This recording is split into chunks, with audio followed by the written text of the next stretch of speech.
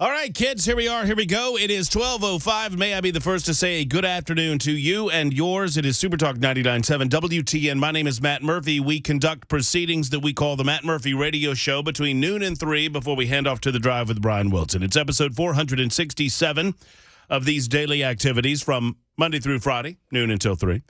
Thank you for being around on this Monday. We've lots to do on December 4, 2023. You can find us in a lot of different places. Allow me to go over those real quickly before I reintroduce you to the there's breaking things happening in here. Did you hear that? Yeah, it's pretty loud. The once and future executive producer of the Matt Murphy Show, who is back from his extended Thanksgiving vacation. So you can find us, obviously, on the radio, 99.7 FM. You can also find us in any internet streaming platform of your choosing. All you've got to do is type in Supertalk 99.7 WTN. You'll find us there. And whether it's iHeart or Spotify, whatever it might be, I don't know all of them because I don't know all of them. But whatever the ones that you tune in is one of them, you use that. And you can find us on your internet streaming platform, whether it's your laptop, computer, or your telephone. Take us where you go. You can also find us on Supertalk TV, YouTube, Facebook, Twitter, Twitch. We're available for you on Supertalk Television, and you can speak back to us at the F&M Bank chat line feature. Go there and find that. Supertalk TV. Hello, it's up and running for those who want to look at this ugly thing while we conduct a radio show. We've lots to do today. It's a Monday, and as you might expect, we've got some weekend catching up to do. The one and only Headless Bell is back from extended vacation. He's behind the glass, making sure that everything that comes out of our speakers sounds as good as possible. And I'm glad that he's back, and I cannot wait to give him 10 seconds to tell us everything that happened to him since Wednesday before last. I went to Dallas.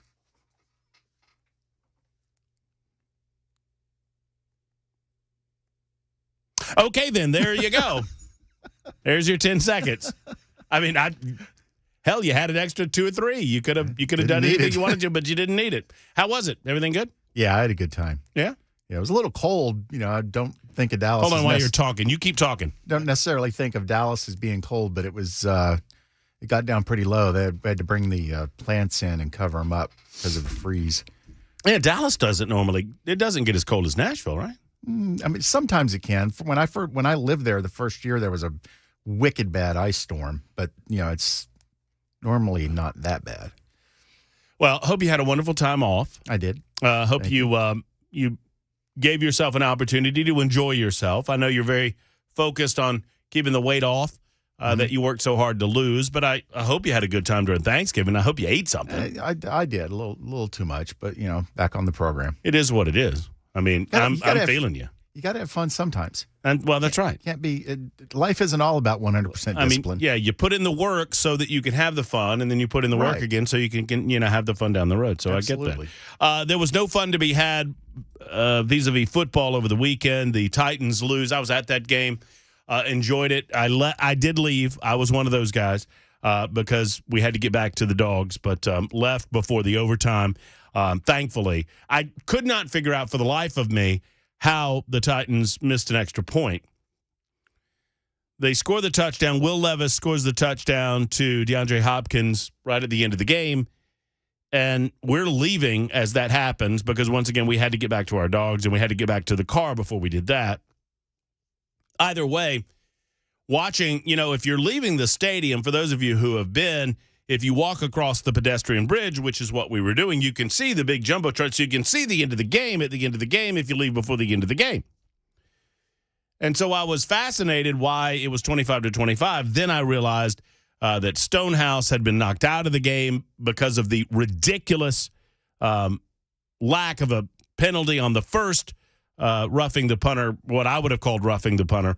Although many of you are telling me, you that understand the rules of professional football better than your humble correspondent, telling me, well, if they hit the ball, then it isn't roughing the punter. The defensive player touches the ball when they're trying to block the kick, then the punter is fair game. And I understand if that's the rule, that's the rule.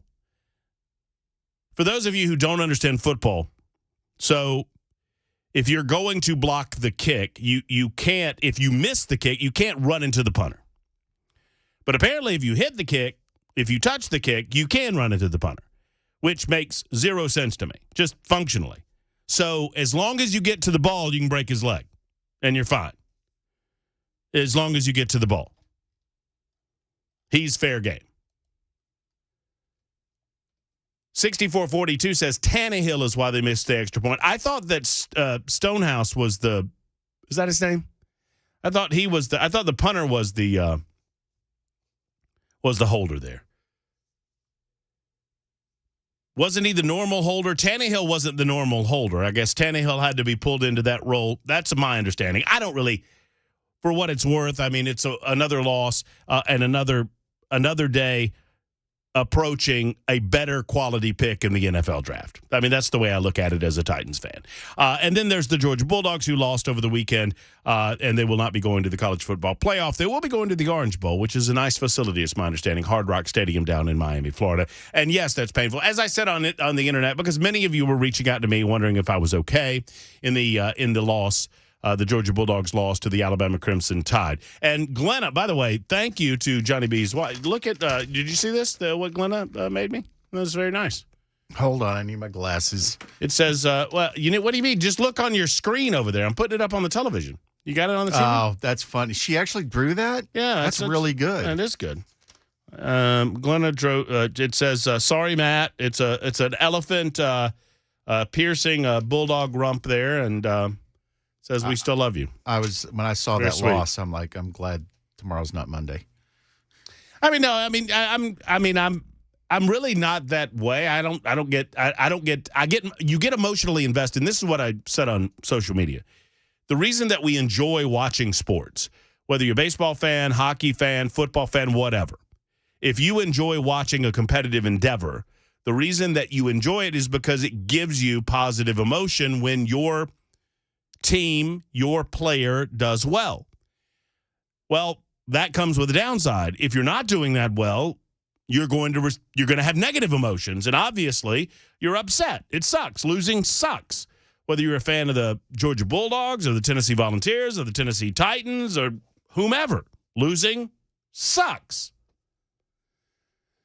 So with that in mind, yeah, it was no fun to watch the Georgia Bulldogs lose to the Alabama Crimson Tide, but my life is in no way defined by Georgia Bulldog losses or victories. So you give yourself... I just want you to be happy. You suck your thumb for 24 hours or so, and then you move on with your real life, which is what we are doing today. I want to know about a different kind of dogs today. I want to know about your dogs. And I would tell you the nature of the story that I'm trying to relate to you, but my internet has gone out on my laptop computer. It claims that it does not have an internet connection, so I can't get to the story that I was about to get to, which is unfortunate. It is a story that involves dog illness in Nashville. It's some sort of mysterious new respiratory illness that we are told is attacking our dogs, our canines around the country. I got it back. And now it has arrived apparently in Nashville. So I don't really understand. Well, I'll ask you, have you heard about this if you're an animal lover or an animal owner, and if it's something that you're concerned about? This mysterious new respiratory illness, here's the story. Locally, according to Krista Wells, medical director at the Veterinary Emergency Group in Franklin, locally we've seen less than 10 cases. Although she says, hold your paws. Yes, she said that. I did not. Or maybe it was the Tennessean story that said it. They should be concerned in the sense of awareness, she said. At this point, Wells said Nashville dogs are at a yellow level of risk. If cases begin spreading through the area and the risk moves to a red level, she recommends avoiding dog parks and other places where dogs congregate. The disease first appeared in August in Oregon. Several dogs treated for an unknown respiratory illness. COVID! No. It's COVID K9. Is it canine COVID? I don't know. No, it's COVID-K9. Oh, I get it. I see what you did there. Instead of 19, it's K9. I like that. The disease, several dogs treated for an unknown respiratory illness. Antibiotics were ineffective. One dog died after developing pneumonia. Since then, according to officials, hundreds of cases have been reported in Oregon.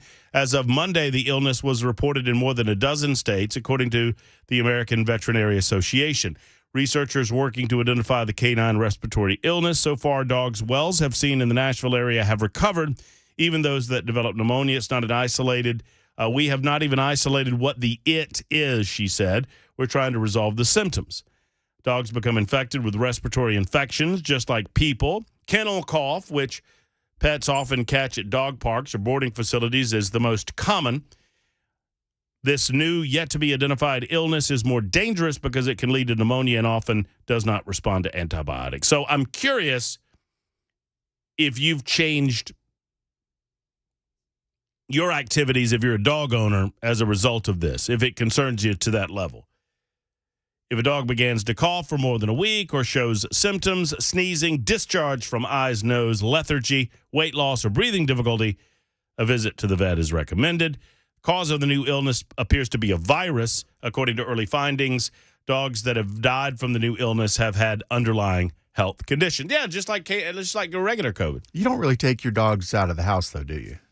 I mean, E is kind of against dog parks, so we don't do a lot of dog parks. Plus, you got that giant backyard. Yeah, I mean, we got a big backyard. Henry is. I used to take Henry to dog parks quite a bit, just to get energy out of him. But since he's gotten older now, we don't really do that very much. And the other two, they play with each other. They don't play with anybody else. And we got the backyard, so we don't do dog parks. We walk in the neighborhood a decent amount.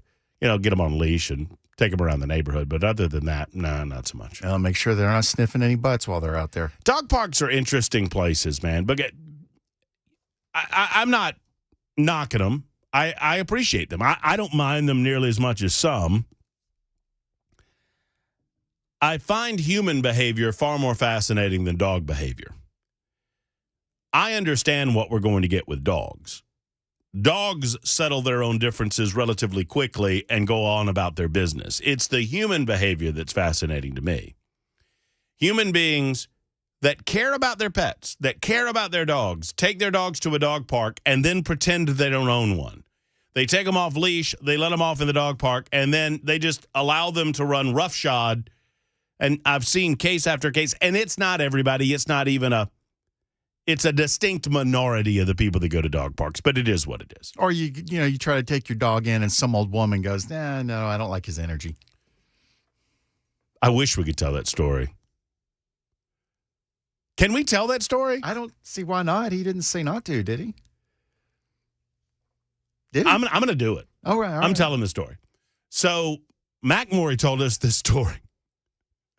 And if Mac Morey is not listening to the show, then it's his own fault. If he doesn't want me to tell the story, I'll tell you what, I'm going to give him 3-4 good minutes to tell me not to tell the story. We'll take a short time out, and I'll give you the story on the other side. It is a fascinating display of human behavior. Because he was told that he was not allowed to take his dog to a dog park because the woman said that her dog saw some negative energy going on.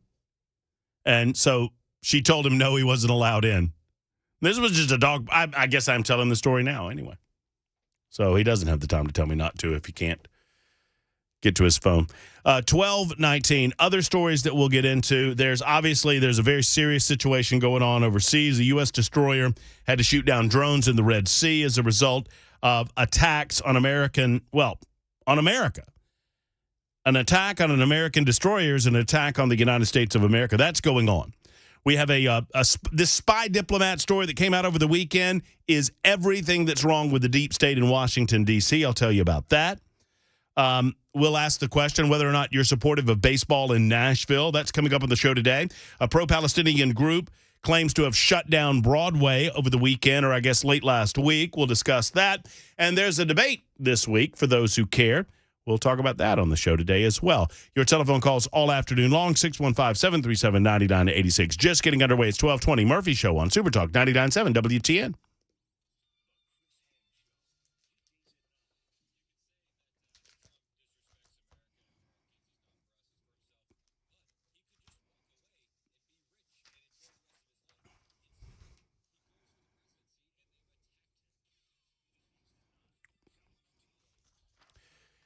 It is the holiday season at Nashville Safe House, and they say Merry Christmas and Happy Holidays. They have rebates to celebrate the holiday season on all of their major brands of safes at Nashville Safe House. Now, of course, they're a Browning dealer. Browning is a big seller in the gun safe community because of their fire ratings and other rebates available right now for Browning at Nashville Safe House. They have really rebates, as I mentioned, on all of the major brands of safes. And, of course, no sales tax on gun safes. No sales tax on gun safes. That went away for a brief period of time over the summer. It is back, baby, and better than ever. Largest selection of safes in the Southeast and really in the United States of America can be found at Nashville Safe House. Don't buy, some of these places, and I'm not knocking it. I mean, whatever, do your business your own way. But some of these places that sell safes, I mean, the safes sit over in the corner and they get a lot of dust on them. Nobody knows where the manuals are. Nobody knows what the combination is. Do you really want to trust safe knowledge, in terms of fire rating and size and other variables when it comes from safe to safe and price point to price point? Do you really want to trust the people that can't find the manual with that information? What about trust the people that it's all they do? Don't let a crackhead deliver your safe. Trust the Safe House. They're the only safe company in the area with certified award-winning delivery crews. Think about it. You store your most valuable items, pictures of your family, extra money, collectibles, birth certificates, and paperwork, and, of course, your firearms in your safe. You need to store it with someone and buy it from someone that you trust, and that is Nashville Safe House. Located on 4th Avenue South, right across the street from City Cemetery. Go by, see Mark and his team at the one and only Nashville Safe House.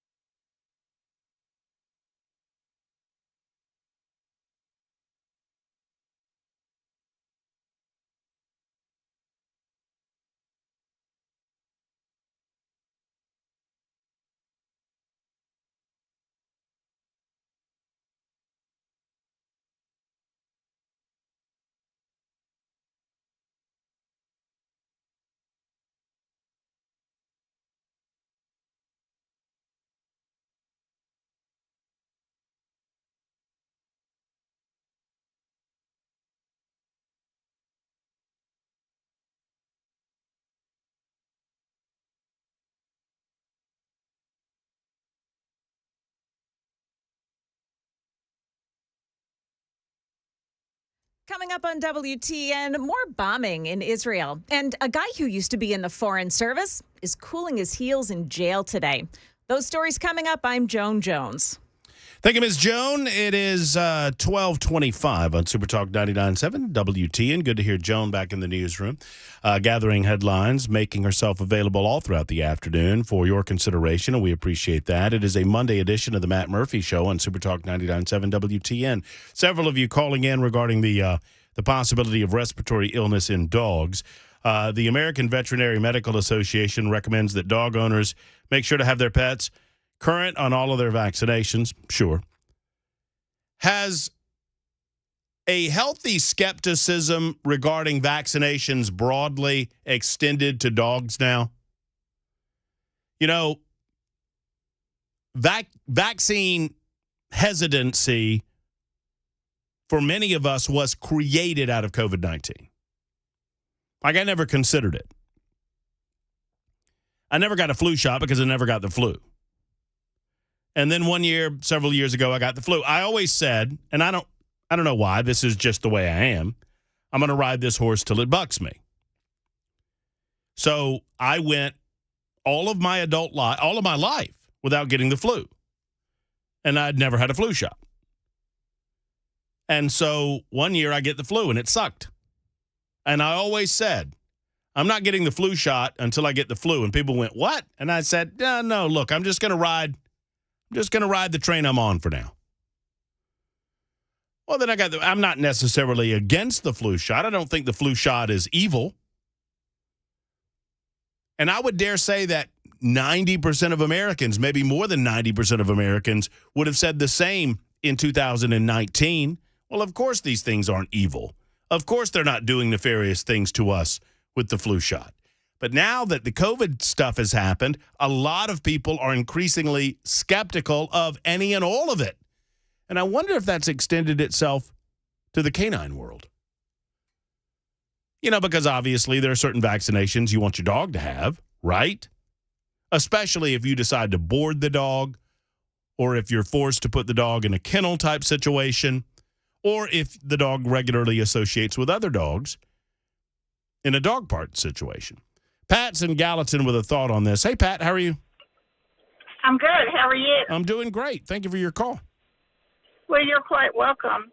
Yes, I was just going to comment on the dog situation.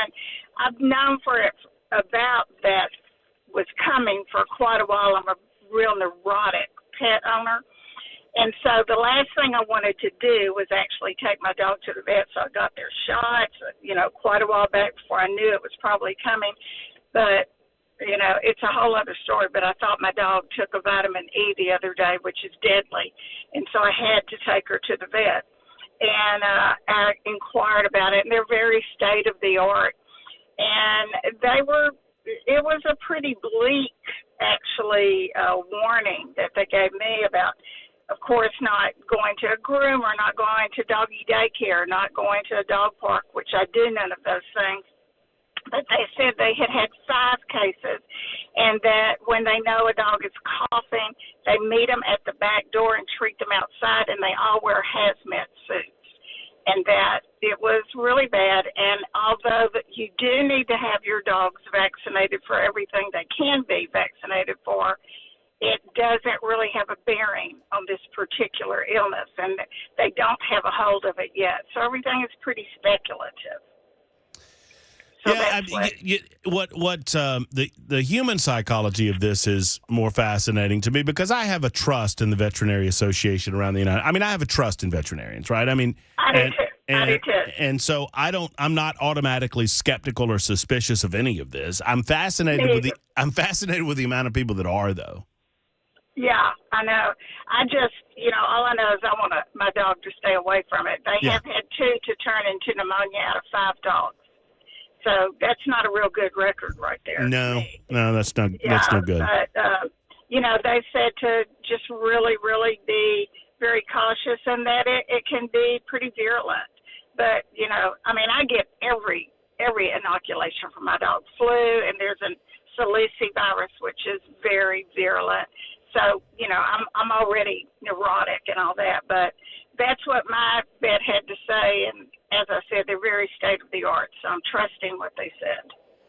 Well, be on the safe side. Thank you very much, Pat, and trust your vets. I mean, there's no cause for alarm necessarily in the state of Tennessee or in the Nashville area. It is 12:30. When we return, a corporation owned and controlled by Hunter Biden, believe it or not, made direct payments, monthly payments to President Joe Biden back in 2018. I'll give you the details. And this is a guy who said he never had any knowledge of any of his kids' business dealing whatsoever. Definitive no. We'll tell you the update in just a moment on Super Talk 99.7 WTN. Time for news.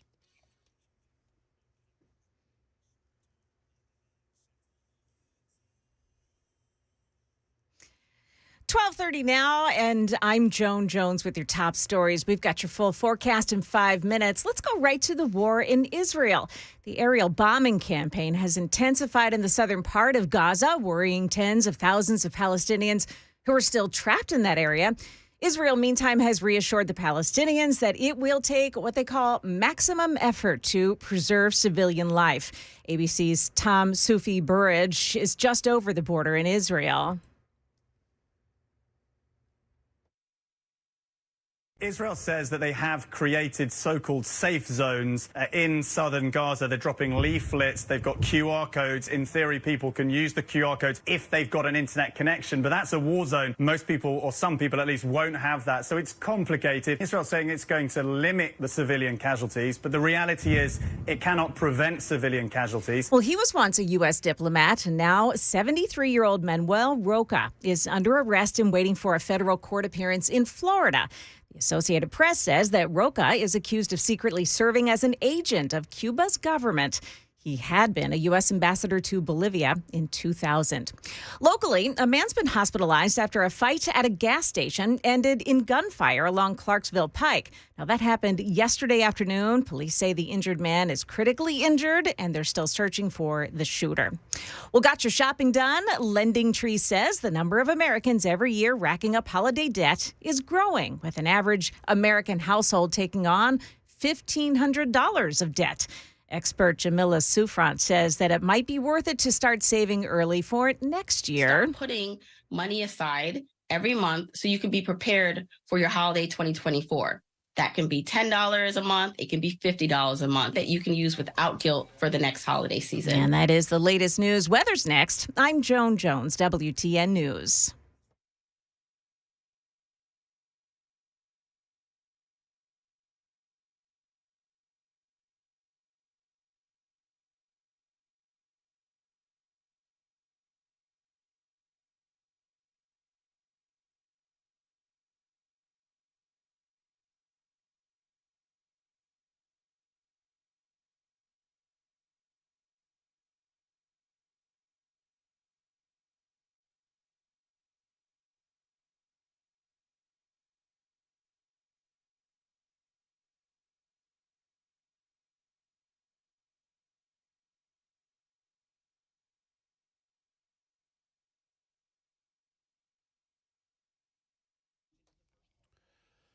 Hey, friends, it's Matt Murphy. According to the American Heart Association, more people die from heart attacks during the last week of December than any other time of the year.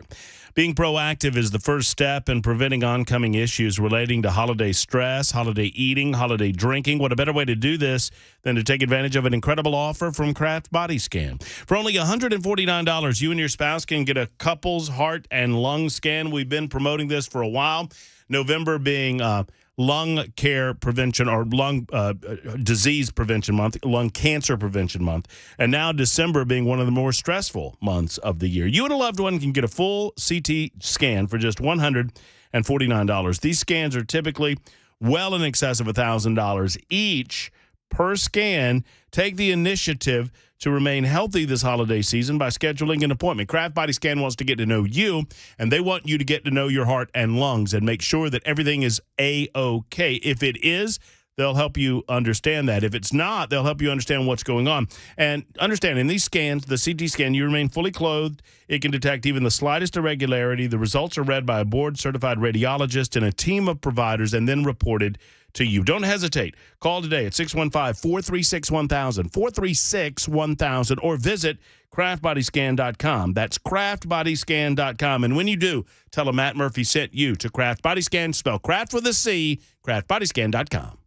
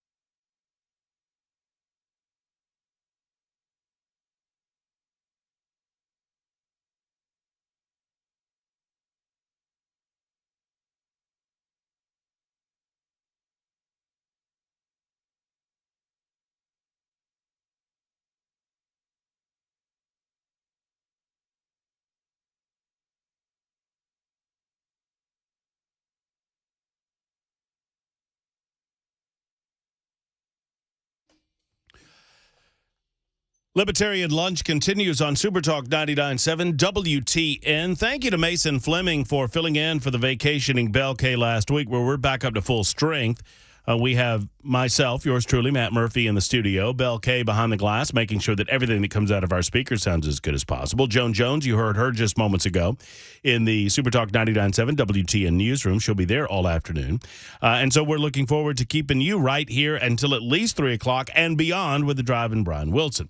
Now, a couple of matters to clean up. One, I failed to mention, as I talked about us being up and running on Supertalk TV, that we have a title to the episode, as we do every day. Bell's back in the saddle, and so he's entitled today's episode. Episode 467 is entitled, Bell? Matt Murphy Show. Back to full strength sarcasm and cynicism.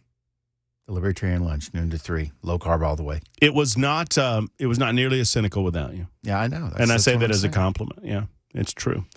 Secondarily, we look forward to seeing you at some point during the day tomorrow at Toy Field. That's at Nissan Stadium. It is our annual Toy Drive event. We would love to see you. I'll be there, I guess, right after my show. I'll be swinging by during the drive with Brian Wilson, and I'll call in some updates there. It's Toy Field all day long from 6 a.m. to 6 p.m., the drop-off location is at Nissan Stadium. That's at 1 Titans Way.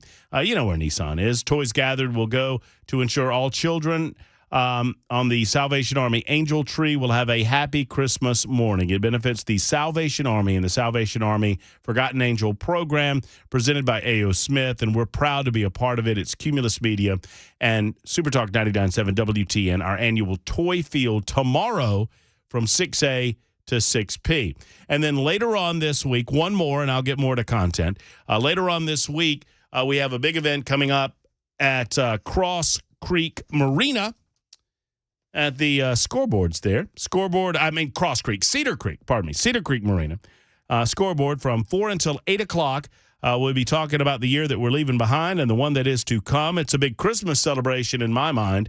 Join Dan Mandis, Chris Hand, Matt Murphy, Brian Wilson. We broadcast live, and it is free. Free to you, free to me. Free. Details at 997WTN.com. That's 997WTN.com. If you don't know Cedar Creek Marina and scoreboards at Cedar Creek, I mean, there's the original OG scoreboard over at in the Opry Mills area. This one is out in the Mount Juliet area. So that it's really Mandis's stomping ground up there. But I go up there from time to time as well. Nice place, great location, beautiful, on the water. There'll be heaters, don't you worry, although I don't think it's going to be that cold this Thursday, so that's good news as well. So Cedar Creek Marina at Scoreboard from 4 until 8 o'clock this Thursday. It's a Christmas celebration. We invite you to be a part of the Christmas party at Supertalk 99.7 WTN. I'll get into Hunter Biden news coming up in just a moment. By the way, I got breaking news. I have some official breaking news for you and yours. Can I get some pomp and circumstance? Do we have a breaking news sounder? Ladies and gentlemen, it's Matt Murphy with the news. This just in, North Dakota Governor Doug Burgum has dropped out of the presidential race. That's right. North Dakota Governor Doug Burgum. Who? Has dropped. Doug Burgum. From where? From Doug Burgum from North Dakota. Doug Burgum in the presidential race, now out, Bill. What, he was in it? Doug Burgum, that's right, was in the race. But now he's not? And now he is no longer in the race. He has dropped out. I know this is going to affect you in your life. Take a moment if you need it. You see, for those of you who don't know, and Bell, I can see by the confusion on your face, Doug Burgum was in the presidential race, and now he's not. Okay, there was the chick. There was the... Big dude. There was the rich guy. Yeah, him. Then there was the guy from Florida. The short one. War lifts. Yes. You done the fat one yet? There's a fat one. Oh, yeah, the fat one. I forgot the fat one. Mm-hmm. And I... Did you mention the chick? Yeah, the chick. But enough about Ron DeSantis. That's me telling that joke. I don't. That's a Chris Hand joke. I shouldn't tell that joke. Chris should tell that joke. Doug Burgum, North Dakota governor. Which one was he? He was the one on the end. Oh, okay. Now He was the one on the end, not Asia Hutchinson, he was the other one on the end. He was on the other end. The sad thing about Doug Burgum, every time I heard him, I kind of liked what he had to say. North Dakota, the better of the two Dakotas. There's no question about that. No question about that. South Dakota's hat. I'll fight you on this. North Dakota far superior to South Dakota in just about every way. He's no longer in the presidential contest. I guess he got tired of spending his own money to no end. There is a debate coming up next. I don't even know when it is. That's how much this debate doesn't matter. I don't even know when it is, and it is my business to know. It is sometime this week. Is it tomorrow? I don't know. I think it's tomorrow. That would be who has qualified for this debate.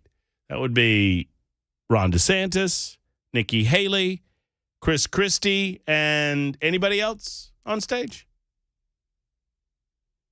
I feel Vivek Ramaswamy. Other than that, I think that's it. So that debate happening. We'll ask the question if you care about any of that. I don't think you do. I think I know the answer to that question, but we'll ask that question coming up in just a moment. 615-737-9986. Lila Jean wants to make a comment about dogs in general and this respiratory virus in particular. Hello, Lila Jean. How are you? Hey, Matt. I'm good. How are you? I'm doing well. Thank you. So I have a rather large rescue down in Franklin County. This week we've got 53 dogs, I think, something like that. Anyway, the first thing I wanted to talk about was dog parks. At all costs, stay away from them. And it's not just the Bordetella or the virus. The biggest problem in dog parks is the poop. The first thing a dog will do if they're running through the dog park is they'll sniff another dog's poop. And that's how they get Giardia, Coccidia, and a whole host of other worms. Not to mention, they're just not good places for your dog to be because of the owners. Most owners that go to dog parks aren't particularly responsible. So that's number one. Number two, as far as I know, there has not been a confirmed case of this virus in Middle Tennessee.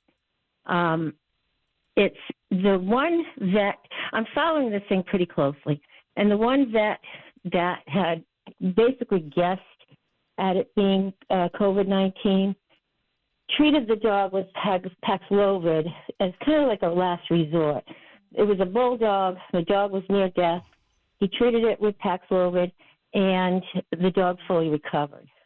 And there really isn't a good test for this virus yet, but the few things that people have to remember. I'm confused. Where was this that the dog was given? Yeah. I'd have to go back into my emails to tell you the exact state. I can't offhand remember. It was 3 or 4 days ago that I had seen the posting. It was a bulldog. He had all the symptoms. He was declining rapidly. The vet himself had just gotten out of the hospital with COVID, and he just thought, you know what, I'm going to give it a shot, and the dog fully recovered. But there's no... I haven't heard... I mean, this is the first that I've heard that there is any suggestion that this is related to COVID-19. Oh, I thought you heard that. Okay, yes, there is quite a suggestion. I have some... By whom? That it's related. A couple of different vets around the country. So I will send you the link on your messenger to this particular... Yeah, please do. I will. I absolutely will. It's not responding at all to. Normally, when a dog starts to cough, 99 times out of 100, it's kennel cough. We start immediate treatment with doxycycline and prednisone, and usually within 24 to 48 hours, the cough subsides. I think it's. I mean, I don't mean to harp on this, but we have a lot of people that listen, a lot of people that half listen. Many more people half listen than actually listen. So I don't want them to get freaked out when they hear dog health, respiratory illness, COVID-19. See, I'm not saying it is. I'm not saying it isn't. I'm saying that we at least as far as I understand, Lila Jean, tell me if I'm wrong, we don't know yet. No, they don't know. Okay. The vet that treated this dog just took a shot at it. And so now the speculation, it's speculation at best, that this is a form of COVID-19 in dogs. And it's just speculation. It's just that. I will send you I'll send you the link. I'd love to get messenger. it. Yeah. I'd love to get it. So that's just another reason to stay out of doggy parks. No daycare, nothing like that for right now until, somebody someday gets a handle on this.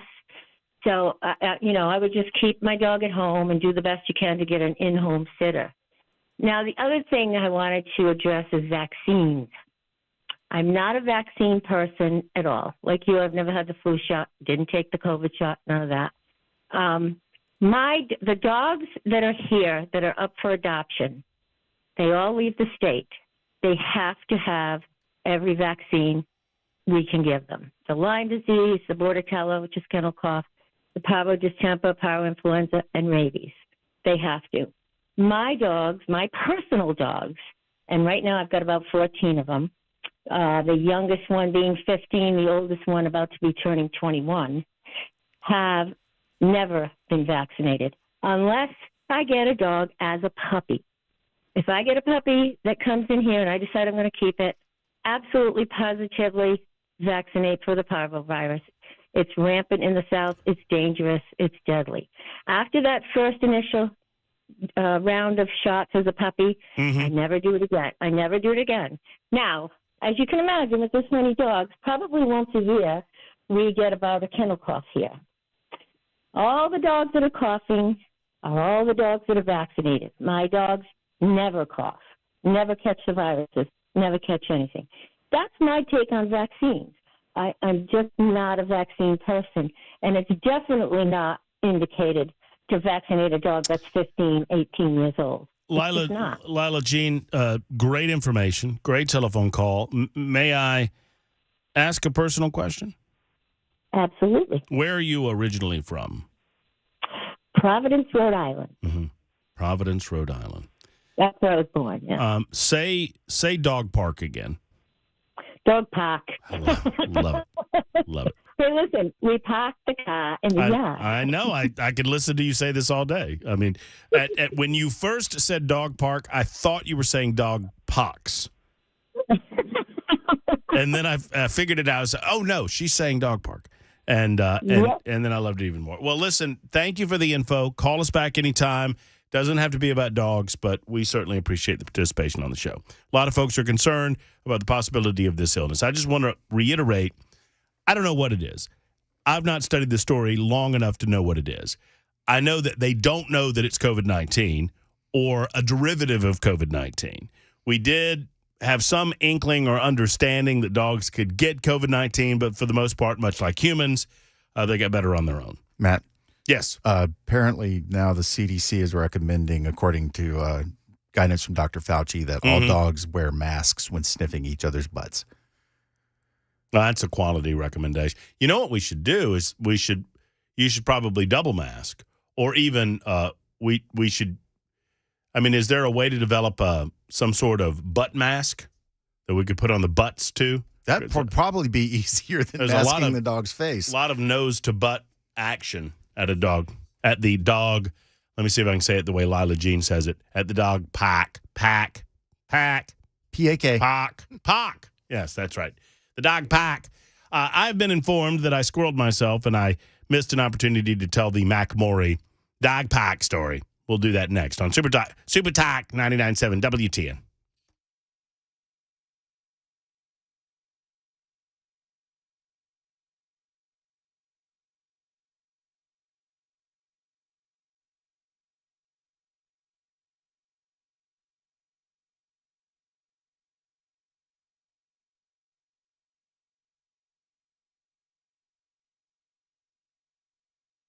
Hey, friends, Matt Murphy for efficient heating and cooling. As the temperatures go up and down, your heat goes on and off. Your AC might go on at some point over the next week or so because, well, that's what type of year it is. That's what time of year it is in the state of Tennessee.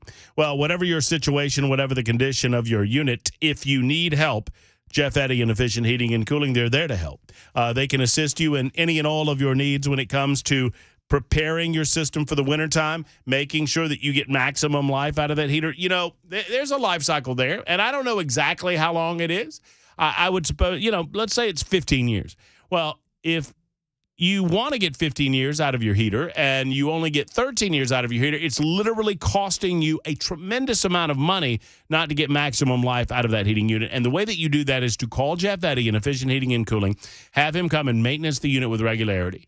And that's a small out-of-pocket expense that can give you big benefit on the back end as you'll extend the life of that for 1, 2, 3, 4, 5 years, and in some cases even more than that.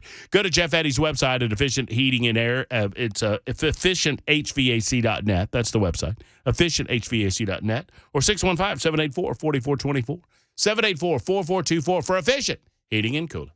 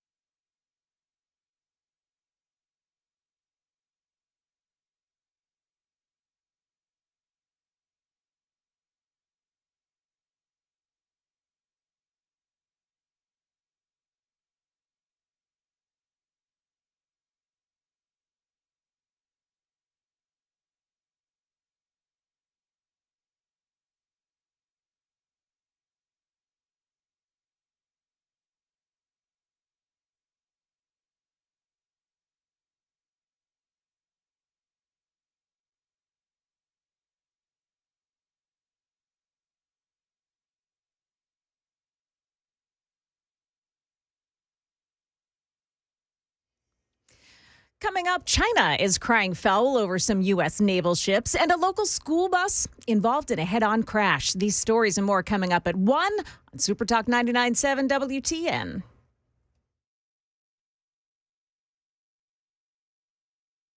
Super Talk 99.7 WTN. Thank you, Joan Jones. It is just at 1 o'clock, as a matter of fact. I was running a little bit tardy there in the last segment. My apologies. But we'll get to news and get back to you on the phones. I have not forgotten to pay off, well, a couple of things now. Hunter Biden, I need to pay off. The Hunter Biden story regarding the president, Joe Biden. I'll also pay off the Mac and the dog park story. The dog park story. It's all to come on Super Talk 99.7 WTN.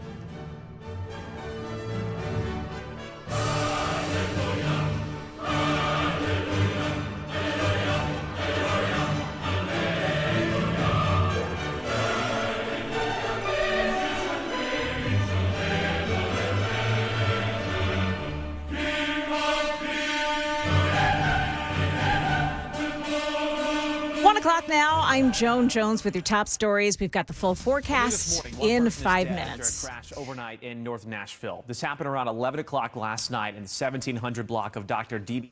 China has accused the U.S., a U.S. naval ship, of having illegally intruded into an area of hot territorial dispute between China and the Philippines in the South China Sea. Fox News is reporting the Chinese military ordered its naval force to mobilize and track the USS Gabrielle Giffords after China claimed that the warship had violated its sovereign waters. The U.S. has denied the accusation, saying that the ship was conducting routine operations in international waters consistent with international law.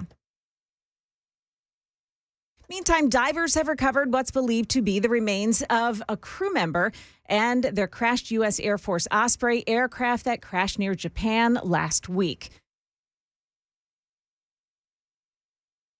In all, 8 American service members were killed. The Osprey aircraft have a history of crashes, and all flights of Japan's fleet of Ospreys have been grounded until the investigation into this one is complete. Well, there is news this morning about a former cop convicted in the murder, of George Floyd. There's news about Derek Chauvin this morning from ABC News. It's back to prison for Derek Chauvin after more than a week in a Tucson, Arizona hospital recovering from being stabbed in prison. Chauvin had to be hospitalized on November 24th, Black Friday, when authorities say a fellow inmate stabbed him with an improvised knife. That inmate has since been charged with attempted murder and assault. Chauvin is serving a 22-and-a-half-year prison sentence for the murder of George Floyd, pressing his knee on his neck for nearly 9 minutes in May of 2020. Chauvin's lawyer says his family is concerned about the prison facility's capacity to protect him from further harm. That's Derek Dennis reporting. Now, as the White House is warning Congress that Ukraine and other countries desperately need supplemental aid, a group of senators are trying to reach a funding deal. As a funding battle rages on between a group of 6 bipartisan lawmakers, one of the negotiating Republicans, Senator James Langford of Oklahoma, said funding for Ukraine and Israel must be linked to border security changes or nothing. We're going to do this all together. That's been the agreement that, again, from the White House originally, it asked for all these things to be together. While the White House is urging to add jobs at the border to cut backlog, Republicans are pushing for other provisions like narrowing the scope of the parole statute so it's only used in the most dire circumstances. M. Wynn, ABC News, Washington. Locally, a Metro Nashville school bus was involved in a head-on crash this morning in Antioch. It happened during the morning rush hour, about 8:30, at the intersection of Cane Ridge Road and Century Farms Parkway. And yes, there were students on that bus, but only the school bus driver was taken to the hospital. We'll have more on this as information becomes available. Gotcha Riz on. The 4-letter word has become Oxford's Word of the Year. It's a Gen Z word used to describe someone's ability to attract or seduce another person, or their charisma, hence the word Riz. We've got the latest news coming up. Still, weather is next. I'm Joan Jones, WTN News.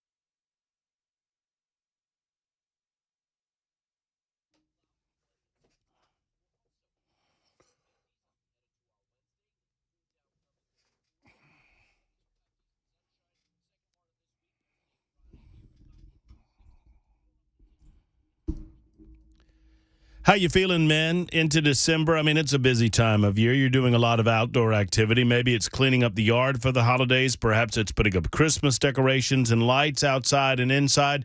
If you don't feel energetic enough to get it done, if you feel sluggish, if you feel run down, if you just need a nap in the afternoons and you just chalk it up to, well, Murph, I'm in my mid-40s, I'm in my mid-50s. You know how it goes. I do not know how it goes, and I don't think you need to accept this. You need to go to Tennessee Men's Clinic and let them check you out. Tennessee Men's Clinic is so important to your daily energy levels because there's naturally decreasing levels of certain aspects in your life, in your body, like your T levels is a great example. Your T level is a good example of things that go down naturally that don't have to. And we've seen a diminishment of testosterone over the last 40 years in men more broadly. So find out the answers to all of these questions that you may have and how it might be manifesting itself negatively in your life by contacting Tennessee Men's Clinic and find out how they can assist you today.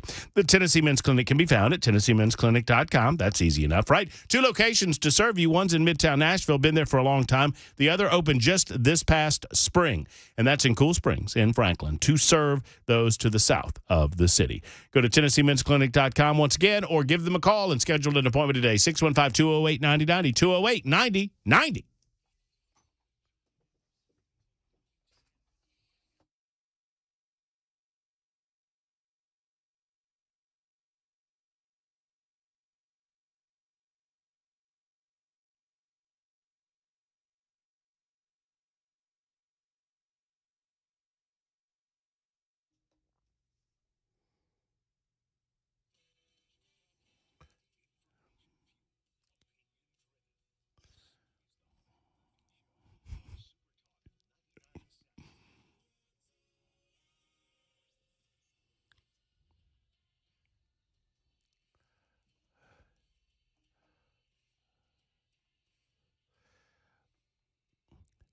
It is 1:07 and a good afternoon. Welcome in.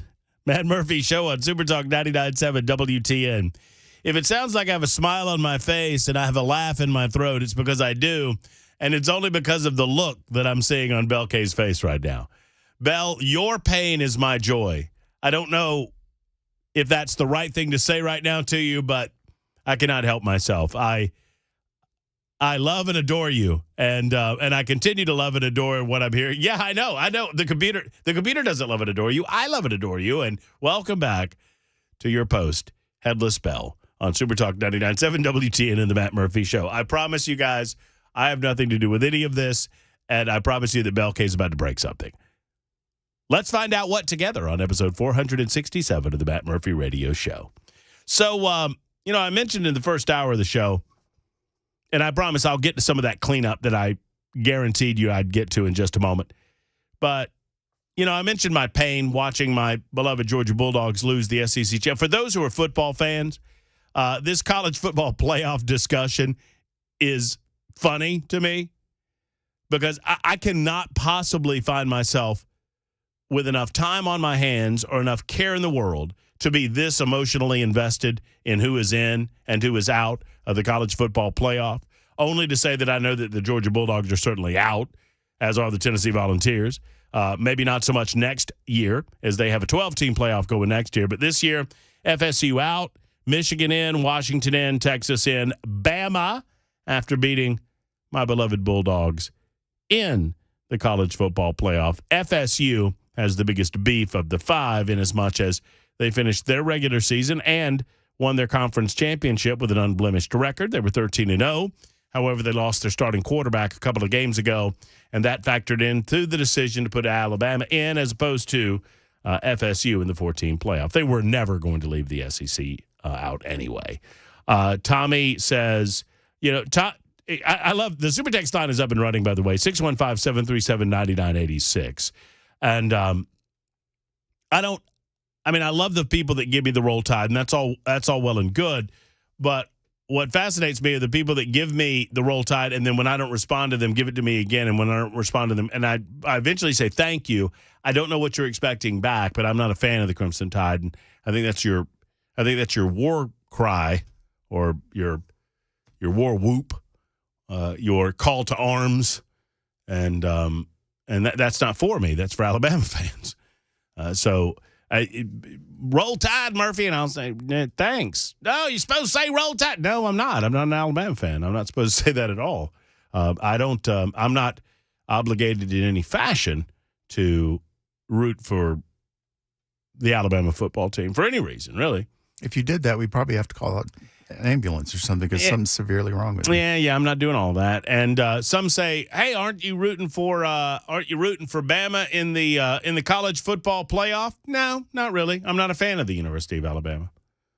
I mean, I applaud those of you who are and go for it. I've never done the whole SEC thing. I root for the University of Georgia. And thank you. Glory, glory to Georgia. Georgia got their butts whipped. Saturday night, I watched it for myself. Anyway, yeah, so that's sports on the talk radio station. We watched somebody just offered you a suggestion, Bell. Aaron wrote in. The suggestion was Control-Alt-Delete. I like that suggestion. I very much like that suggestion. I think Bell is getting ready to Control-Alt-Delete with a 9mm at some point. I left mine at home. You got yours here? Maybe. I might be able to help you out. That's pretty good. All right. So real quick, the McMurray dog story, and then I'll get to David regarding these dog illnesses. The story came up because of a new respiratory illness that is attacking dogs, primarily on the west coast of the United States. In Oregon, we've heard several instances of these symptoms for a new dog illness. Dogs become infected with respiratory infections, and dogs, particularly those at dog parks or boarding facilities, it's the most common for them to catch it there. This new, yet to be identified illness seems to be more dangerous because it leads to pneumonia, and it does not respond well to antibiotics. There are some suggestions that this is in some fashion related to COVID-19. I've not seen anything that would lead me to say that on air with any degree of certainty, although I note that those suggestions are being made online. Now, this led to the dog park story, which was McMurray told the dog park story, and I think we can relate it on air. I hope so, because we're going to. He said that he went to a dog park. And Bell, help me out with the details because you were there when he told this story. As a matter of fact, he told me this story, and I was so flabbergasted by the story, I said, tell Bell the story you just told me about the dog park. Yeah, and I wouldn't say I was flabbergasted.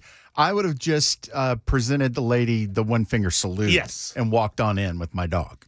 So McMurray he doesn't have a split day, but he has an hour or hour and a half of time in the middle of his day. Obviously he produces the Chris Handa show in the mornings. He is also our afternoon news anchor, and he comes back and begins his afternoon news duties at 2:00. There's a slight break, although Joan Jones is filling in very, very well during the midday time slot, and we appreciate that. So Max says that he decided on this particular day to take his dog Copper to a dog park. Doesn't normally do that. Sometimes takes a little walk, but this day thought, well, I have the time. It's a nice day. Let's go to the dog park. And there's a dog park near his house or place of residence. And he takes the dog to the dog park. And if you've ever been to a dog park, you know how it goes, right? There are two gates, and this is to prevent dogs from escaping. And you go into the staging area while they're still on the leash. And then you get into that area and you close that door, so you're enclosed into the gated area. And then you unleash your dog, and then you open the inside gate, and then you let your dog on into the dog park to gallivant with the other dogs.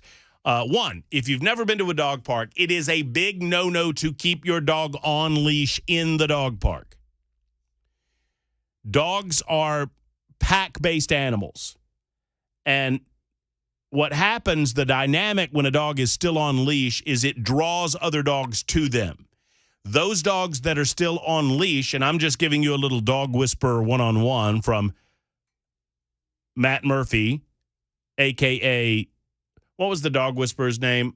I was going to make a joke for a second. Caesar Milan. Caesar Milan. Yeah, a.k.a. Caesar Milan, Murphy Milan. If you leave the one dog on the leash, that dog tenses up because that dog feels like it's confined and cannot freely move amongst the larger pack of dogs that it has found itself in. And so that dog gets tense. Other dogs come to greet that dog, and that dog doesn't have an escape route, and that escalates the tension. And because of that, if you keep your dog on leash, you are begging for a dog fight in a dog park, and you're going to get one. Whereas if you take them off leash, typically dogs will self-monitor themselves. And even if there's a mild, and I'm not talking about aggressive animals at the dog park, but if there's a mild dust-up, those dust-ups tend to handle themselves at the dog park with a fair amount of speed. Okay? So Mac, this has never happened to me at the dog park. Mac comes in to the staging area where he's getting ready to take the leash off of Copper. And Belle, I want you to play the role of Mac Morey here as he related what this woman. So there was a woman that was there that had her dog there, and she told him no, that he couldn't bring his dog in. Yeah, she kind of gave him the wave off and was like, "No, your dog's got bad energy." No. Yeah, I'm just and he said, the woman said to him, "No, I'm not feeling it. No, you can't come in." And he's like, "What?" And she's like, "No, it's no good. It's no good." Like, her dog was there. There were several other dogs there. And she told him his dog wasn't allowed. Like, this is her private business or something. Right. Like, it's her property. Like, it's her dog park. And I think you and I asked on several occasions, and several times during the story, was this woman affiliated with the dog park in any way? Nope. Did she own the dog park? Nope. And I was just fascinated by this. Mac, being the nice guy that he is, and also having a certain time constraint, he said, I didn't want to get into it with her. I didn't want to cause some sort of riff. So he just decided, look, this is weird. I'm just going to walk Copper, and not do the dog park today and come back at a different time. He decided not to elevate the confrontation. Well, she'd also said something about there was a dog already in there that her dog had some weird energy with. And it's like, as if there can't be two. Right. Like, but you don't own the dog park, ma'am. And if your dog is uncomfortable with other dogs, leave. Then maybe you should leave. You're the one to go. You don't get to tell other people they can't come in, especially Mac. And so you and I both were begging Maury to get his dog back to the dog park when this woman was still there. I don't know what it is about me. I think you're the same. I want this woman in my life now. I want this confrontation. I need this confrontation. It's a great way to vent. I want this woman to tell me that I'm not allowed in a public dog park because her dog feels uncomfortable with me or my dog. I want that in my life. And it reminded me of one of the weirdest, I think I've told this story in the past. Have I ever told the story about the dude with John Henry that wanted to say hello to John Henry, but wanted to wait for John Henry to invite him to say hello to him? Yeah, but it's been a while. We were at the dog park, and I found out that this guy literally did own the dog park. He donated, he was a rich eccentric, and he had donated like $500,000 to build the dog park. But he's at the front of the dog park, and we're coming to the dog park, and he says to me, "Hey, do you mind if I say hello to your dog?" And I said, "No, of course not." It was John Henry. And he goes over and sits down relatively in front of John Henry, kind of positions himself in front of John Henry, sits down on his butt, and Henry kind of ignores him. Like, doesn't look at him. And so the guy sits there for a minute, doesn't say anything, doesn't move his hands, and finally gets up out of his sitting position, looks at me, has never acknowledged John Henry, didn't touch John Henry, looks at me and says, "Maybe next time," and leaves. To which I said, "Weirdo." I remember saying that. You actually said that to him? Not to him. He was walking away. But I said it out loud. I couldn't help myself. So we go. Funny enough, the guy came back and said, "Oh, your dog's got weird energy. He's got to go." Right. My wife's over there. She's talking to that dude with that dog, Copper. You need to leave. So flash forward like an hour later, we're getting ready to leave the dog park. And the guy walks over and says, "Hey, can I try to say hello again?" And I said, "Sure." And he sits down again, and this time Henry's a little, he's got, some energy out. He's not as excited to get into the dog park. He's got his tongue all hanging out there. And he kind of looks at the guy, and the guy looks at him. They kind of eyeball each other. And the guy puts his hand up on Henry's head like he's doing the Spock mind melt thing. You know what I mean? Like mind meld. Whatever. I knew. You know what? I knew I said it wrong, and as soon as I said it wrong, I knew that you, Star Trek nerd, would correct me on it. I had to, otherwise they were going to do it on the text line. Yes, you have my back. I appreciate you. So, yes, mind meld. It really should be a mind melt. It's more like a grilled cheese or a patty melt. It really is, because the cheesy good, like your mind's cheesy goodness is getting into my mind. Why is it called meld? What is that? Because their minds are intermingling. Like a melt. Like a melt. Telepathy. Like they're melting together. Anyway, it's like he was doing this Vulcan mind meld thing. But he holds his hand up. He doesn't pet Henry. He doesn't say hey to Henry. He asks me if he can. He doesn't even ask me Henry's name. He just sits down. Henry looks at him. He puts his hand up to Henry's head. They sit like that for a minute. And I swear, I'm not making any of this up. The guy's done the mind meld that he knows Henry's name because Henry telepathically told him. And he stands up and looks at me and says, "Thank you," and then leaves. And you know what I said for the second time? Weirdo. And then I find out somebody else walks up to me and goes, "Oh, that's Mr. Jackson." And I was like, "Well, who the hell's that guy? That's a weirdo." And he goes, "He's worth a lot of money. He built this dog park." And I'm like, "What?" He goes, "No, he donated all the money to build this dog park." That's what Max should have done, is he should have looked at the woman and said, "Lady, I built this dog park." And I'm like, well, that doesn't give him carte blanche to sit at the entry to the dog park and be a weirdo. That was the weirdest thing I've ever seen. Like he's it was really like he thought he was telepathically communicating with the dog. Anyway. And yes, to answer Terry's question, the mind melt is very much like a tuna melt. I recommend it on rye bread with just light butter on the outside. It's going to be delicious. 123 on Super Talk 99.7 WTN.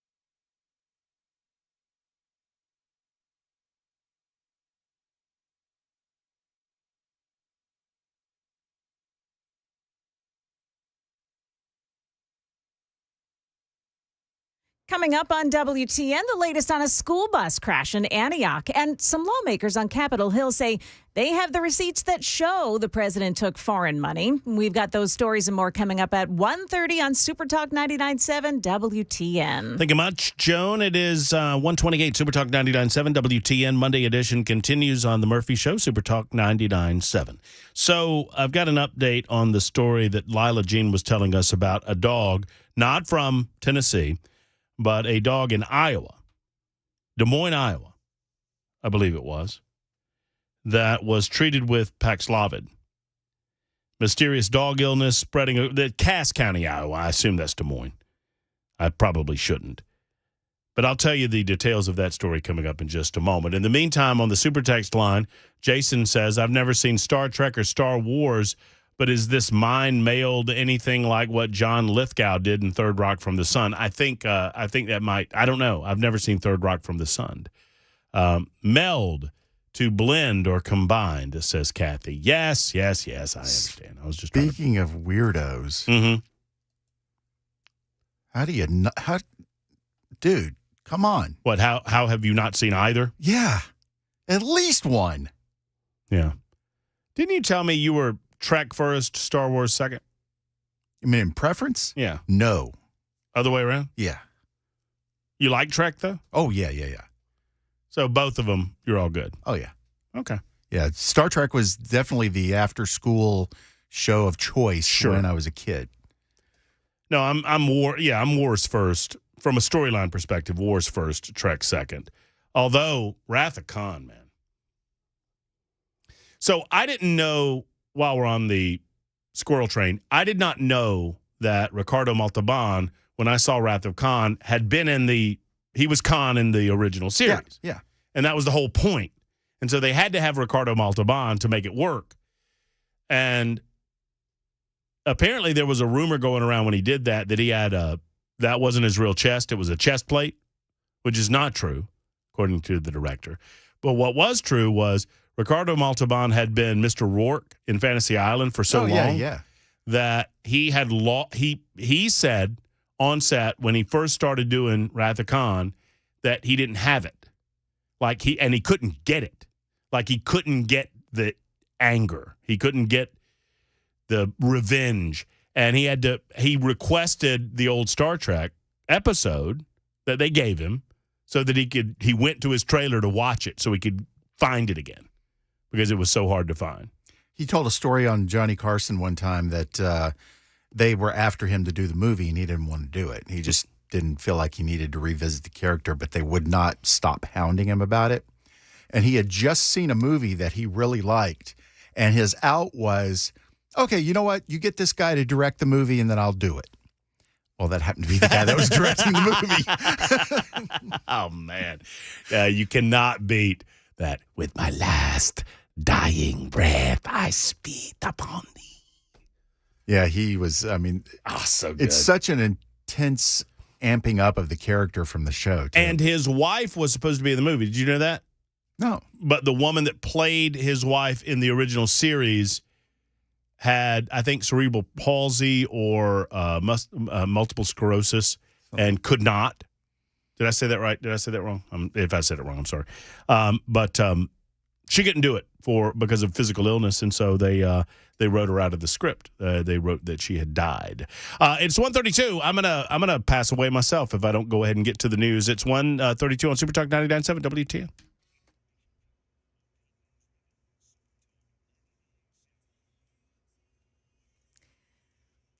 1:30 now, 1:32 actually. I'm Joan Jones with your top stories. We've got the full forecast coming up in 5 minutes. The bus driver is injured, but the students are all okay after a Nashville Metro school bus ran head-on into a Jeep at about 8:30 this morning. There were 8 Marshall Middle School students on board that bus at the time of the crash at Cane Ridge Road and Century Farms Parkway. The bus driver's injuries were not considered serious. Well, news out of Washington that the House Oversight Committee can now point to bank records that show Hunter Biden set up monthly payments to his father, Joe Biden. Fox News is reporting the money came from an account for a business of Hunter's that received payments from China. The The bank documents were subpoenaed by the committee, and they show monthly payments totaling nearly $1,400. Well, once the temporary ceasefire between Hamas and Israel ended last week, the bombardment of Gaza resumed, and it's been expanded to the entire Gaza Strip. Now, the Israelis have been dropping leaflets to indicate to people where they should go, but we understand that's really been causing chaos and confusion there in Gaza. And in fact, it's worth pointing out that according to the Hamas-run health ministry there, over 700 people have been killed since the ceasefire ended, so just in the last few days. That's ABC's Ines de la Cutera in Tel Aviv. Got an airline merger to tell you about. Alaska Airlines and Hawaiian Air say their marriage will bring more choices and better rewards. Gio Benitez has more. These are two of America's most reliable airlines now coming together after Alaska Airlines acquired Hawaiian for $1.9 billion. Both brands will continue to operate as Alaska and Hawaiian, but they will be run by one CEO, and their loyalty programs, this is what's important, will become one within the One World Alliance, which means travelers will have access to more than 1,200 destinations. Now, the deal will take about 9 to 18 months to go through. That's the latest news. Weather's next. I'm Joan Jones, WTN News.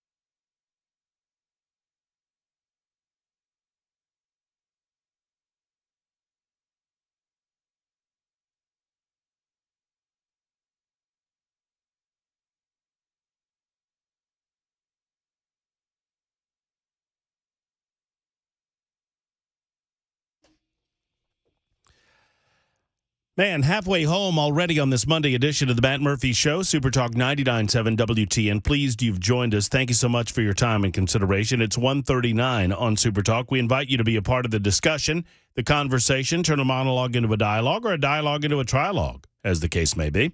615-737-9986. 615-737-WWTN. You can also hit us up on the Super Text line. Same telephone number, 615-737-9986. Real quick, going to finish up this story, move on to the Hunter Biden story, amongst other things. Cass County, Iowa, mysterious dog illness spreading across the United States, being treated with Paxlovid in Iowa, the drug that is used to treat COVID-19. This by a Cass County veterinarian. Lila Jean called us earlier and mentioned that someone had done this.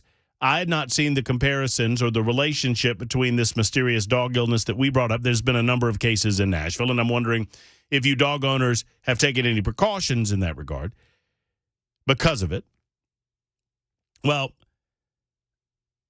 the bulldog in question in Iowa was named Cash, was struggling to breathe when the dog's owner, a man by the name of Ryan Knowles, brought him to Lyman Veterinary Clinic. In mere hours, Cash's condition had progressed, worrying Knowles' family that their beloved pet would not survive. Cash was diagnosed with the mysterious dog illness spreading across the United States. No known treatment for the disease that is more resistant to antibiotics. Veterinarian Doug Swain said Cash was one of the more severe cases of the illness that he has seen over the last year. During the last month, patients have become more severe. Patients, being the dog patients now, coughing up blood and showing intense inflammation in their lungs. Swain said the causes, or rather the cases he's seen, align with the illness's reported symptoms nationwide.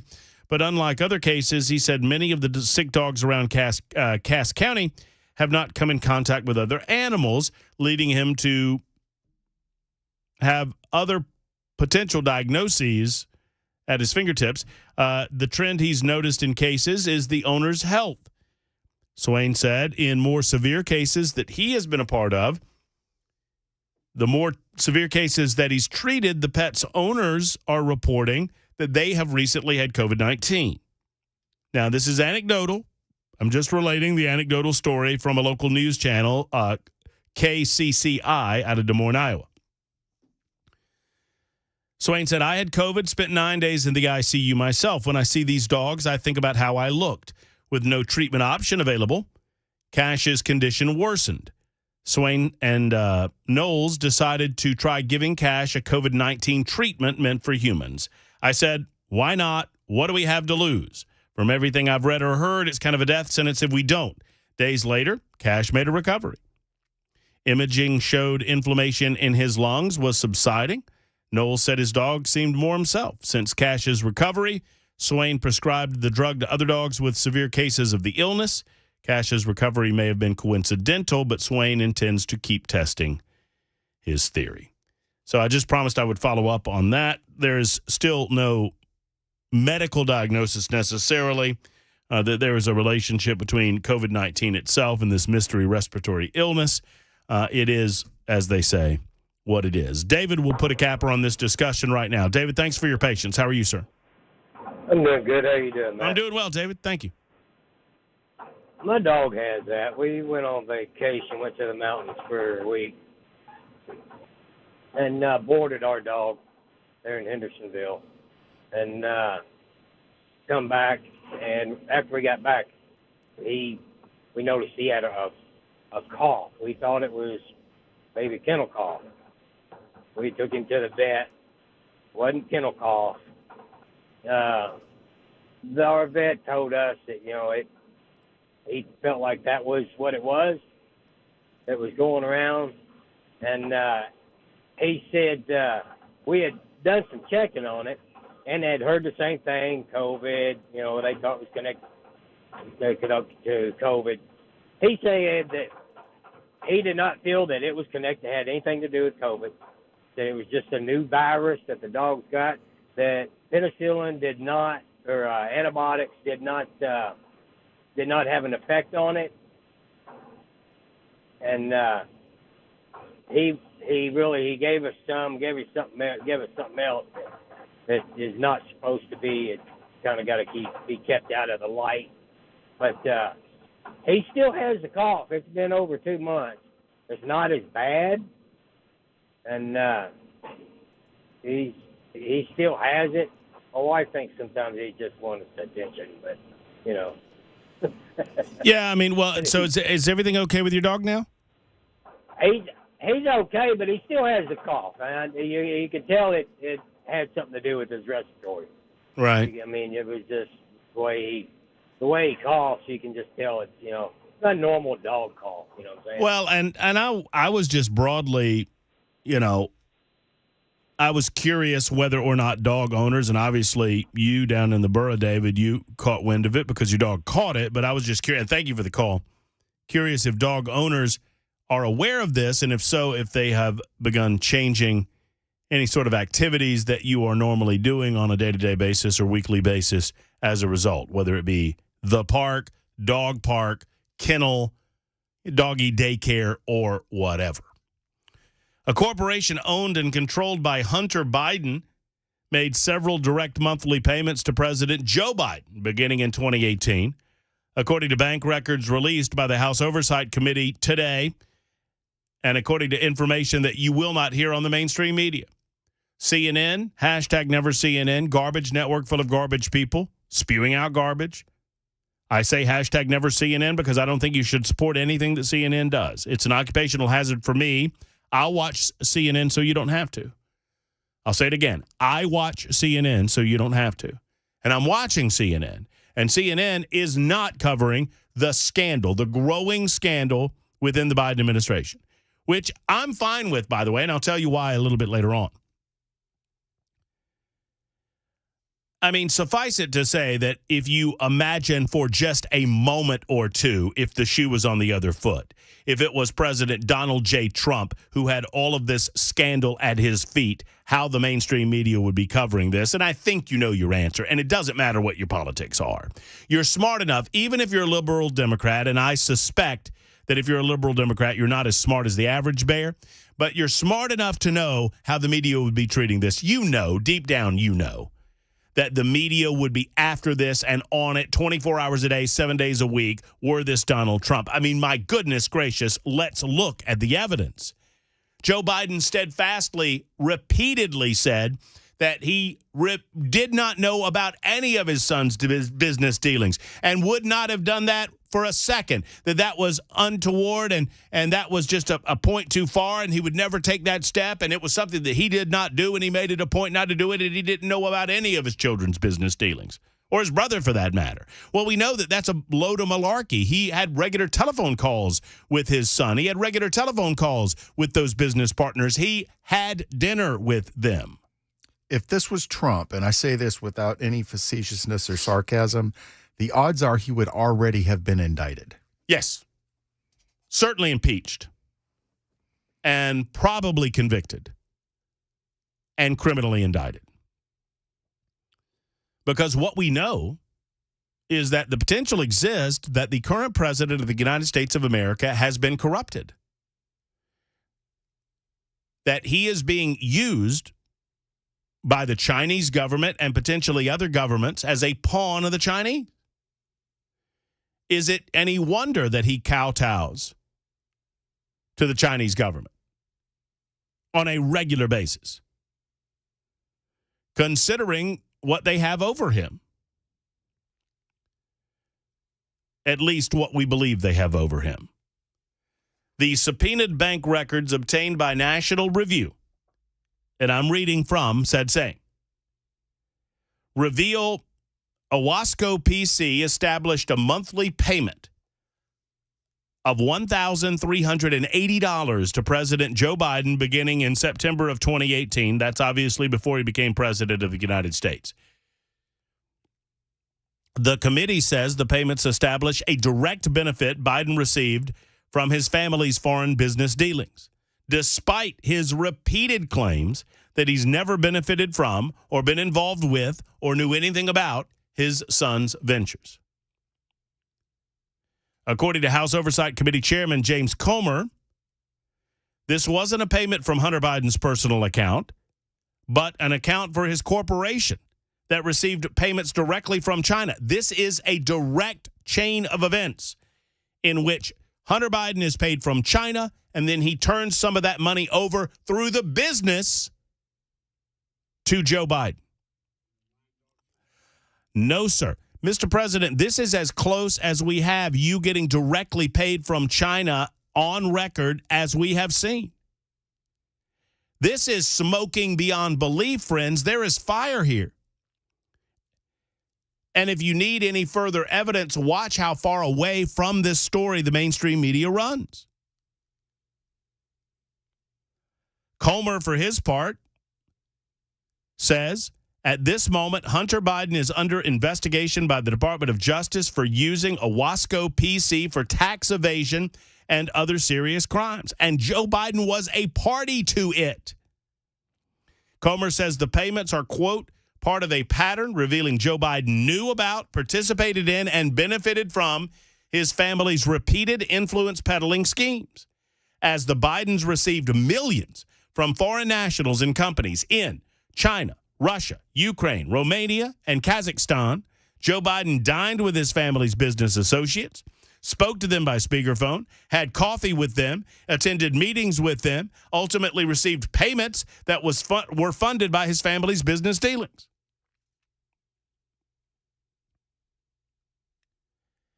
Can someone tell me how this is not as serious as it seems to me? How in the hell has this not broached the waterline or breached the waterline and gotten to the point where it is top of the fold in the New York Times, top of the fold on the Washington Post, and leading the headlines on the alphabet soups, CBS, ABC, NBC, CNN, etc.? Joe Biden received a $40,000 personal check from an account shared by his brother, Jim Biden, and sister-in-law, Sarah Biden, in September of 2017.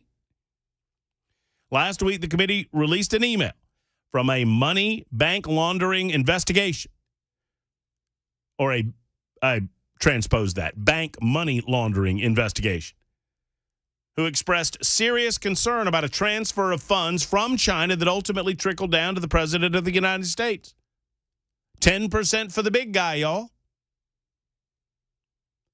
Liberals have no answer for this. Supporters of the Biden administration have no answer for this. They don't. The only thing they tell you is, oh, this isn't really a scandal, Murphy. This, everybody does it. Oh, no, he wasn't in the government at the time that any of this. He most certainly was when all of this started. He was vice president of the United States of America. And it was still going on when he was running for president of the United States of America. And if you don't believe that his dishonesty and has corrupted him to the core, that these business dealings have entangled him with the biggest geopolitical foe on the face of the earth against the United States of America, you're fooling yourselves. Well, I'm going to keep going, Mr. President. I have the receipts. James Comer has the receipts. And it's time that someone in the media held you to account. We're going to do it. We'll continue to do it on Super Talk 99.7 WTN.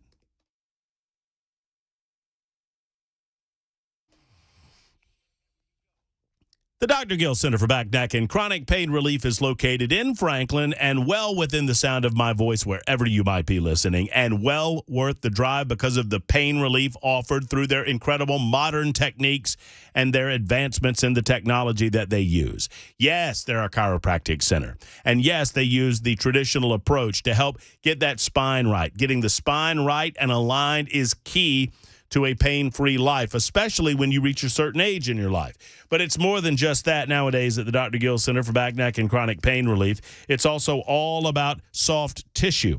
They practice chiropractic care, but they also have state-of-the-art equipment like their Class 5 laser system, the red light therapy system, and spinal decompression. These are designed to pinpoint inflammation in the body, to reduce swelling, to accelerate healing, and to reduce pain in the process. And they do it every single day at the Dr. Gill Center. Today is your lucky day, because when you make the call, say the words pain relief, you also might want to throw in my name, Matt Murphy, and you'll get a special discount on your initial consultation. That's their Christmas gift gift to you. Have a better holiday season over the Christmas holiday by being pain-free. Thank you to the Dr. Gill Center for Back, Neck, and Chronic Pain Relief in Franklin. Here's the number, 615-882-4838, 882-4838. For the Dr. Gill Center for Back, Neck, and Chronic Pain Relief in Franklin.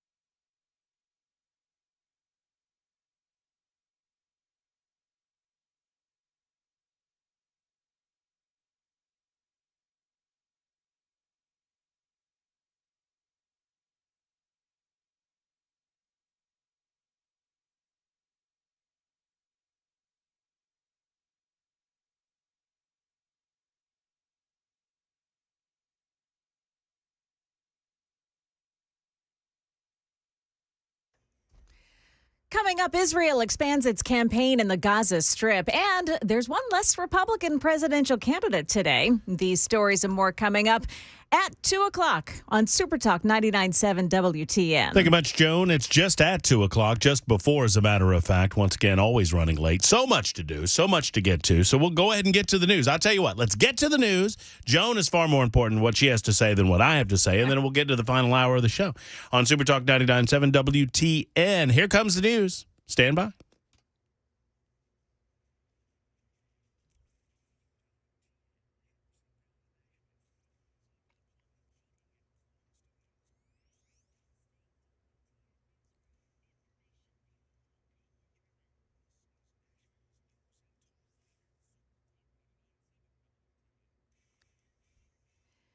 2 o'clock on the nose. I'm Joan Jones with your top stories. Partly cloudy now. We've got some gusty winds today, too, and we're at 56 degrees. Got your forecast coming up.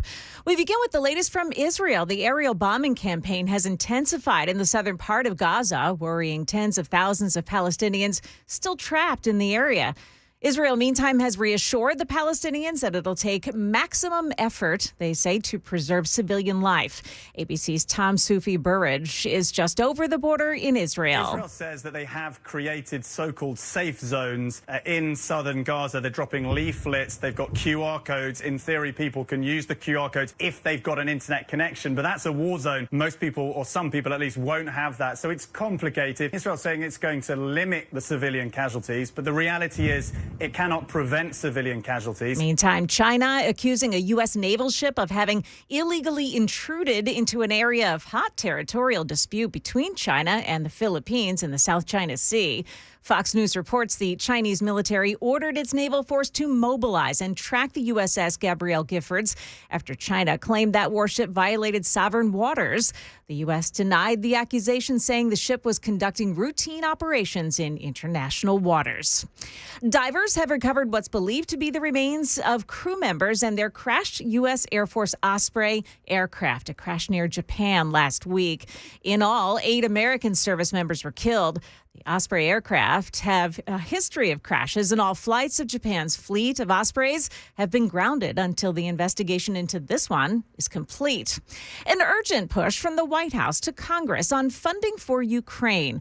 President Biden's budget director, Shalanda Young, this morning sending out a letter to congressional leaders that says, without congressional action, by the end of the year, the administration runs out of resources to procure more weapons and equipment for Ukraine. The White House asking Congress to approve $106 billion in foreign aid, $61.4 billion of it going to Ukraine. And election 2024, now North Dakota Governor Doug Burgum has suspended his campaign for the Republican presidential primary. He was polling last in the list of major candidates, tracked by 538's national average, and he didn't qualify for the most recent primary debate either. That's the latest news. Weather's coming up. I'm Joan Jones, WTN News.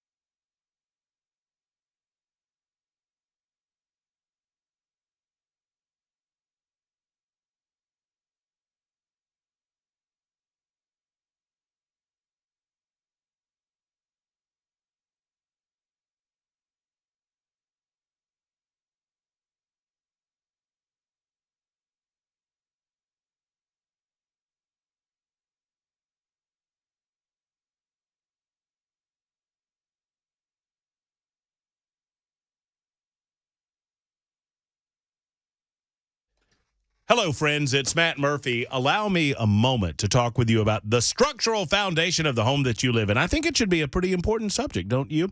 United Structural Systems has been around for almost 30. You know, I will love it when we roll over to 2024, and I'll be able to say 30 years in business for United Structural Systems and well in excess of 25,000 excited and satisfied residential customers. It's who they are and it's what they do.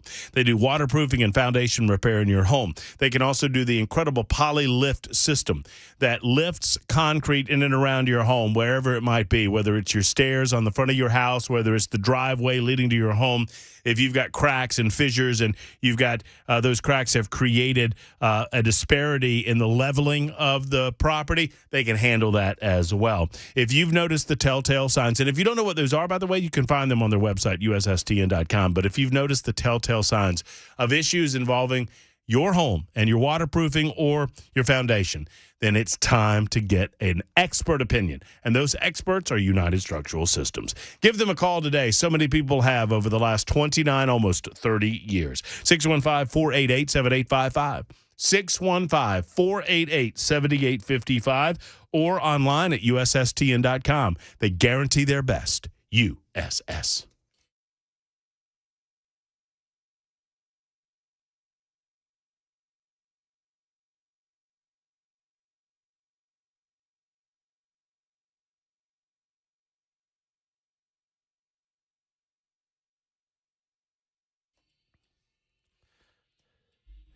Here we are, and here we go. It is hour number 3 of the Matt Murphy Radio Show, Super Talk 99.7 WTN 206, and a good afternoon. Hey, Belle, when ask Joan, I don't want to ask her directly because I don't want to mess up what she's doing back there, but ask Joan at 2:35, can we play a game of Getting to Know You? With Joan Jones. Hey, Joan, at 2:35, can we play a game of Getting to Know You? We can do that. Hey, there you go. Okay, what did Joan say? She said it was okay. Okay, tell her I'm excited about it. Go ahead and tell her. He's pretty excited about it. Hey, me too. She's excited, too. Oh, is she? Okay, tell her to just come on in right after the news at 2:30. Yeah, right after the news at 2:35, just jump in like you on the show. Yeah, just come in. And you know what the theme of that segment will be, right? You know that.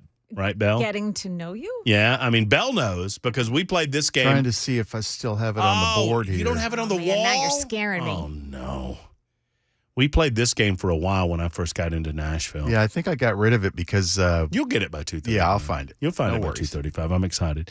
All right, so Joan Jones is back in the newsroom doing the news. She was introduced by Dan Mandis of Nashville's Morning News, and in the spirit of radio communication, we just got to meet one another today, and I'm very excited about her being back in the newsroom and incredibly excited about her being part of the team. I happen to know a little bit of the background and biography, and it's exciting. I don't know where she lives, but I know it's far, far, far, far, far away from the studios on Music Row in Nashville. So we'll find out a little more about Joan Jones coming up at 2:35 this afternoon. There's a debate this week, not that anyone really cares. Does it bother you? I'm not going to ask you the standard talk radio question regarding whether or not you'll watch or whether or not you care, because I don't think you will, and I don't think you do. The debate, for those who might care, somewhere out there, is in Tuscaloosa, Alabama, a city and a state that I'm quite familiar with, having worked there and lived there for 20 plus years. I'm not going to ask you if you are interested in the debate itself. I will ask you this question. Does it bother you that Donald Trump is not participating in any of this? On any level? I don't know that I would say that it bothers me in as much as I think we know where we are with Trump. We know what we have with Trump. But it does indicate to me a certain level of assurity on the part of the president or the former president of the United States that, and maybe some would suggest it is a little cockiness. Well, I mean, maybe so. I've seen some of the poll numbers. I just asked the question, and you can respond on the super text line, 615-737-9986, if you so desire. Or give me a call and tell me how you feel about it. I just wonder if it bothers anyone that he has chosen not to participate in any of the primary debate. And it doesn't seem as if he will participate in any of the primary debates because he doesn't have to. Now, he doesn't have to. I've long said that if you are asking for a vote, whether it is President of the United States, Governor of the state of Tennessee, United States Senator, Congressman, on down to dog catcher, you should be willing to stand on a stage and talk about the issues surrounding the position that you are applying for. And that's what it is. It's a job application. Well, this particular applicant happens to have been a part of the job. He held the position fairly recently. So we kind of know what he is. We know what we're getting. He is somewhat of a proven commodity. So I don't know that we learn necessarily anything new, except that he wants it and he believes that he is superior to others standing on that stage. For me, the politics of all of this should be an afterthought. In other words, there are many that would say, and I get this concept, trust me, I've been around the block a time or two. I understand when you say to me, it does not benefit him in any way politically to do this. He's 40 points ahead in many of these states. Why in the world would he put himself on a stage where all he can do is lose ground? To me, that should never be a consideration. Now, 5969 says Trump probably isn't involved because when you're dealing with court and cops, it's best to stay away. Okay. Dave says, doesn't bother me one little bit. He's got my vote. He's already showed me what he'll do for this country. 3779 says Donald's lack of participation, that's a page right out of Joe Biden's playbook. One of the reasons that it does concern me that Donald Trump is choosing not to participate in the primary debates, you're giving the Biden people a ready-made excuse when he doesn't participate in the debates. Let me be real clear here. I said last April that Joe Biden would not be the 2024 nominee. And I probably have about 3 more months to be proven right.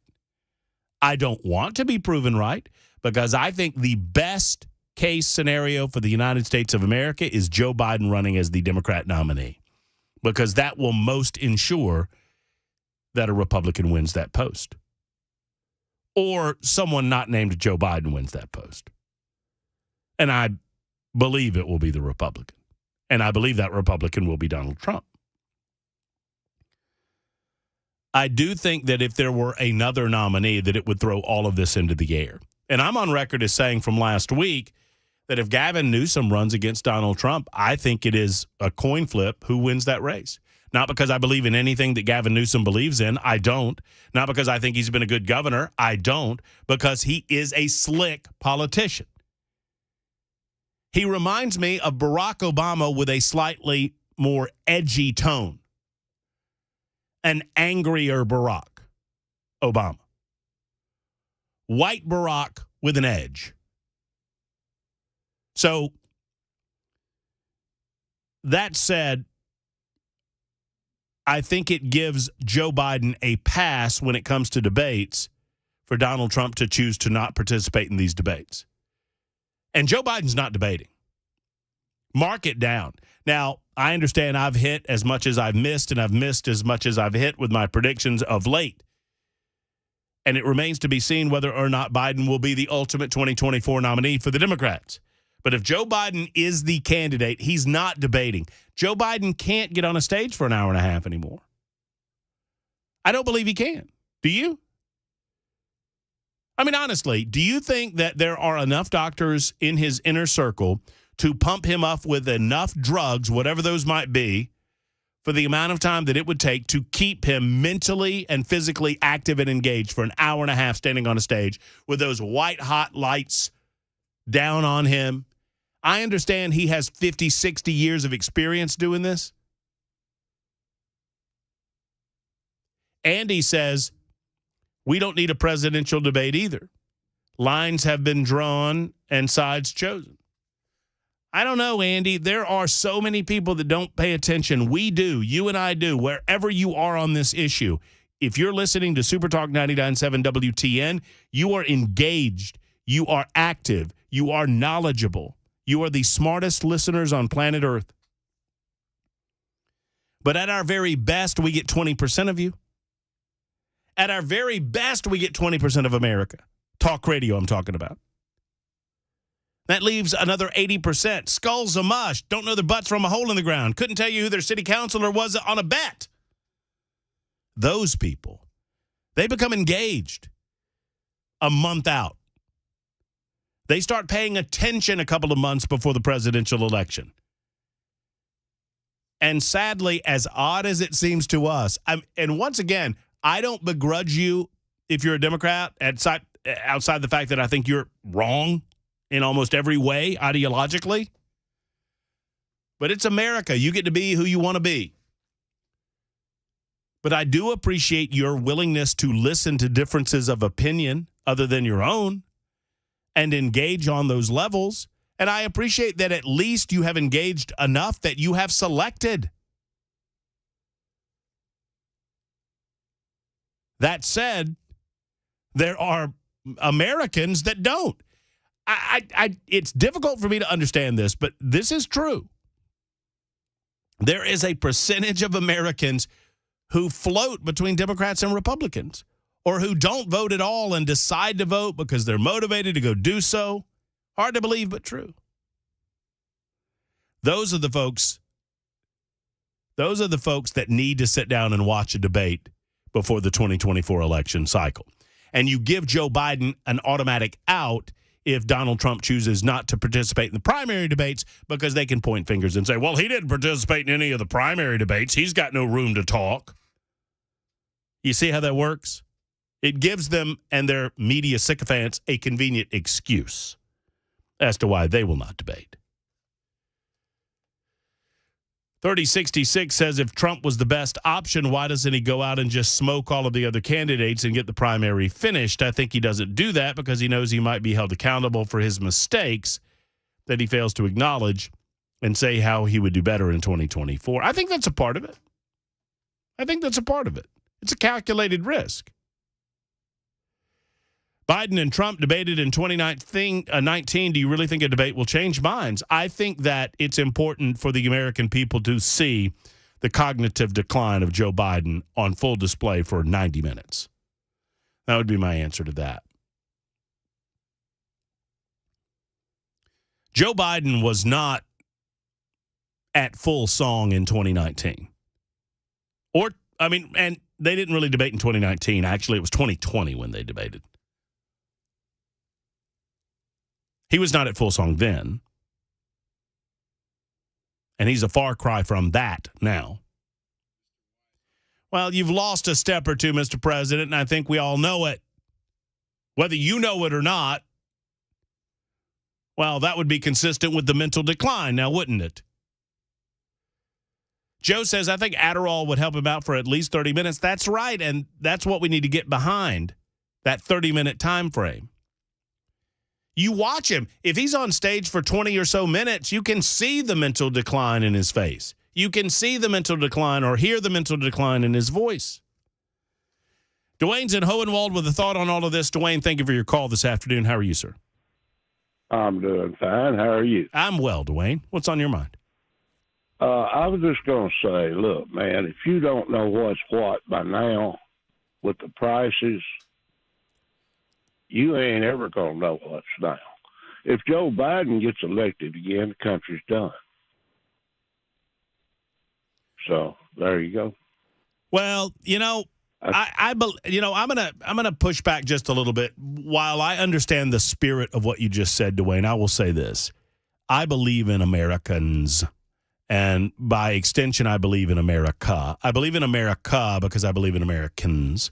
I believe in you. I believe in Becky. I believe in Dan, who are waiting to call. I believe in Joan in the newsroom and Belle Kay, who's behind the glass. I believe in all of you. That doesn't mean that I expect that you will vote consistent with my values every single time you go to the polls, but I do believe in the spirit of the United States of America and what built this country into the greatest nation on God's green earth. Now, I understand that everything has a life cycle, Dwayne, and I understand the spirit in which you say what you've said. But I was also around in 2012 when I heard the same messaging about Barack Obama. I promise you, I heard the same calls. Now, a lot has changed between 2012 and 2024. I get it. But I said then and I'll say now that I believe that this country's greatness is in front of us, not behind us. I have to keep that spirit and attitude. I am naturally a pessimist. And so oftentimes, even on my own radio show, I do not live up to those values. And I understand that. But I try to every day. Every day I choose to face away from my pessimism and face optimism. You know who taught me that? More than anyone else? Rush Limbaugh. When I was a young buck in radio, not in talk radio, and I became exposed to Rush Limbaugh, everyone talked about what an SOB was and what an awful human being he was. And he was all kind of ists. He was a chauvinist or a racist or this ist or that ist. And I listened, and you know what I found him to be more than anything? An optimist. He reminded me about the greatness of the United States of America and how it can continue to be great. And so while I am naturally a pessimist, I choose to turn my back on my pessimism and face this country with a sense of optimism and face every day with a sense of hope.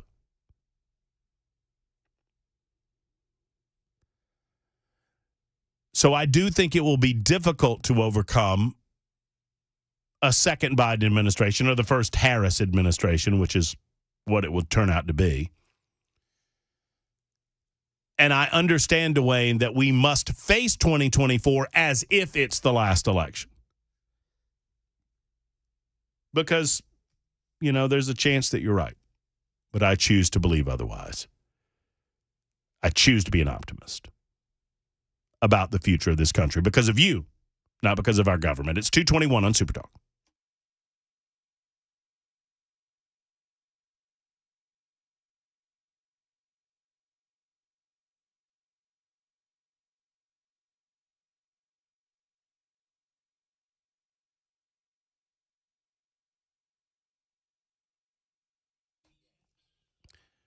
All right, folks, let's talk about the spices that you use around the holiday season, whether it's a sugary sprinkle on top of some delicious baked goods, whether it's cinnamon to be used in said same, perhaps it's pumpkin spice or some other spices, nutmeg and the like, that would go into a variety of different recipes. They've got it all at Savory Spice. And as I've loved to say since the first time I set foot in their doors, you up your food game by upping your spice game, and you up your spice game at the one and only Savory Spice. Bel K was out last week, and he did not notice, he did not see the maple syrup that I brought in. Did you see the maple syrup? I have a bone to pick with you. That's why my mic is on while you're doing a commercial. What is your bone to pick? How many different times have you told me you were going to bring me some Savory Spice goodies? How many have you brought me? Popcorn. Well, I've got to go to Savory Spice here this week, Bel. So maybe it's on my Christmas list to find you some deliciousness over at Savory Spice.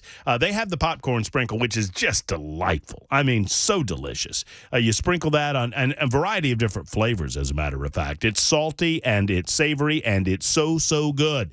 I had the syrup in last week. That Holly over at Savory Spice gave me. That is glitter syrup. It's great for the kids. It's syrup. It's maple syrup, but it's got glitter in it. So you shake it up, and you can eat it, Belle. Don't look confused. You pour it on your thing, and you've got some glittery pancakes or waffles for the youngsters. Would it make a good beverage? Oh, yeah, sure. Okay, Sure. Put some glitter in there, some syrup in whatever you want to put syrup in. Whiskey, pancakes, whatever. They have it at Savory Spice. Go by and see them this holiday season. Would you do that? Savory Spice, 2 locations. Ellenell Market, that's on Charlotte Pike. Over in Franklin, they're right off the square next to Gray's Pharmacy. When you walk through the door, say, Matt Murphy sent me to Savory Spice.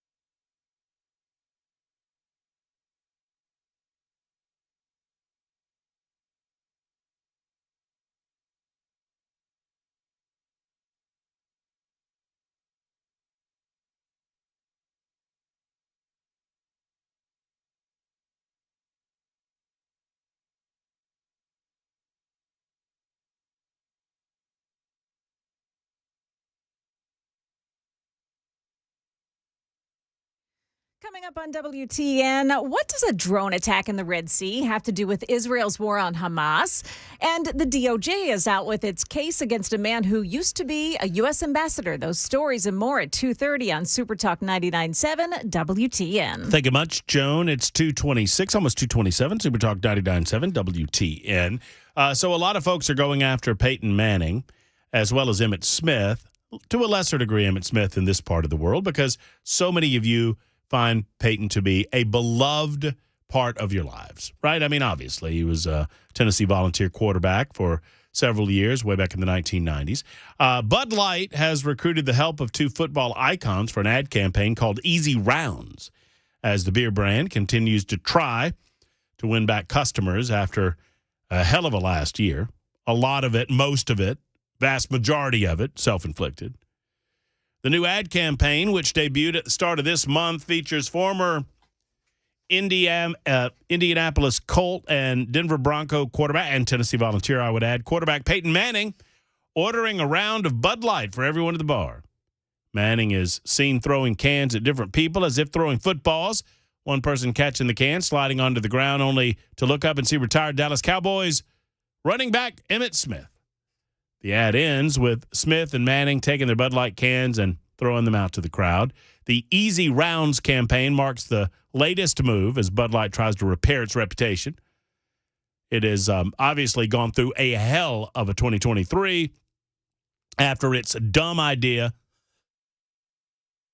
to use transgender influencer Dylan Mulvaney as a brand marketing tool. Operative word being tool. What? I mean, he has a tool. He is a tool. I'm sorry, he is a tool. I meant to say he is a tool. I'm 14. Uh-huh. I know what you're laughing at. Mind your manners. You're just Then stop being funny. Back from vacation. Here's the thing. I never drank Bud Light because it's crappy beer. So my life hasn't changed one single bit. But I'll say this, them giving away free beer in their commercial, that's consistent with what I watched them doing in real life.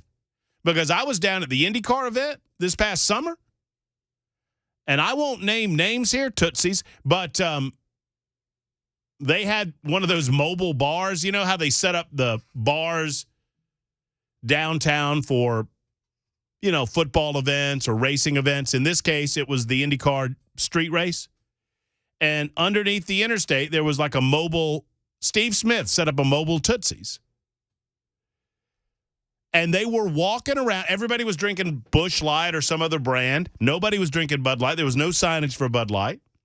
This was in the thick of it. But they were regularly walking around attempting to give away Bud Light. Some people were taking it. I mean, hell, free alcohol. Most people were declining it. I was one of them. No thanks. I'll buy my own beer. Thank you very much. I don't care for your crappy beer anyway. It's one thing to make those types of customer decisions. What fascinates me are people that now say because Peyton Manning was paid to do an ad for Bud Light and he's willing to forgive them, that you're not going to forgive him. That's a step too far, in my opinion. I don't have the time to be that angry at everyone that has a disagreement about Bud Light or the future of Anheuser-Busch. It is 2:30 on Super Talk 99.7 WTN.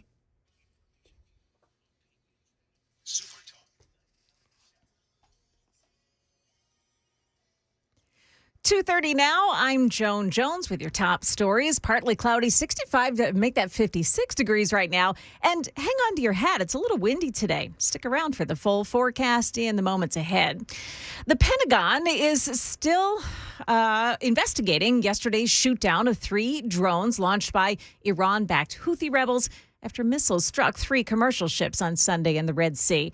It may be a worrying sign of escalating tensions in that region. Definitely a show of force and definitely something to do with the situation between Hamas and Israel. And as much as U.S. officials try to paint this as a separate issue, the fact that the Houthis have said that we will do our part to support the Hamas, they have done so. And you're seeing now impact in the region. This is a very vital waterway, and any impact on commercial shipping is going to have an international effect. That's ABC's Luis Martinez. The Justice Department is saying they uncovered a Cuban mole who fooled the U.S. for decades. Manuel Roca was a United States ambassador to Argentina and Bolivia and held other high-level positions in the State Department where he had access to critical information for decades.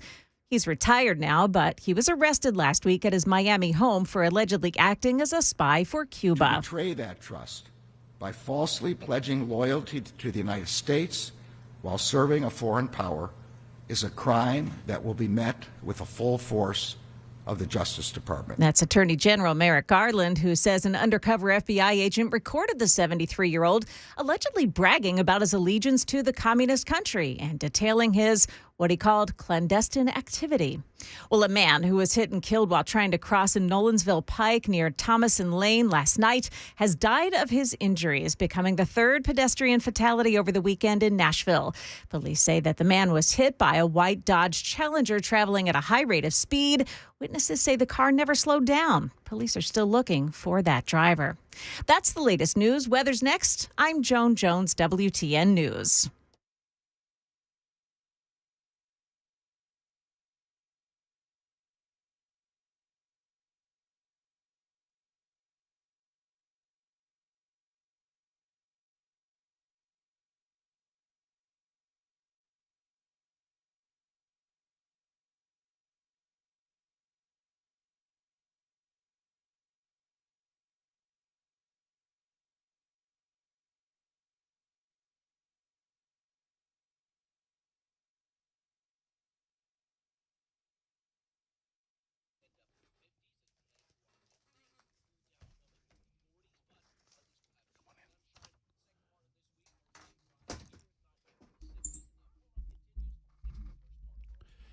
You know, when I first came to Nashville, I was asking about the station for financial planners, and Paul Winkler's name came up again and again and again. And now I know you longtime listeners to Supertalk 99.7 WTN have heard his radio show on the station for over 20 years on Saturdays. Paul and his team hold themselves to the highest level of fiduciary status there is, and because of that, government regulation requires that I tell you that I get paid to talk nice about Paul. But I don't have to get paid to talk about nice about someone like Paul Winkler because of what he does. Rules are rules, and that's all well and good, but as I learned Paul's message, I've decided to become a client myself. I'm impressed with his knowledge of the financial world and everything he does in his approach to planning and investment. Nothing's done on commission. They're big on education. He believes you worry less when you know more. You know me, and I wouldn't recommend the things that I don't believe in. I recommend Paul Winkler because I believe in him. Set up a 15-minute conversation today by going to paulwinkler.com or give them a call, 615-851-1950, 615-851-1950. Paul Winkler or paulwinkler.com. See the difference. 10 separate offices to serve you in Middle Tennessee. It's Paul Winkler or paulwinkler.com.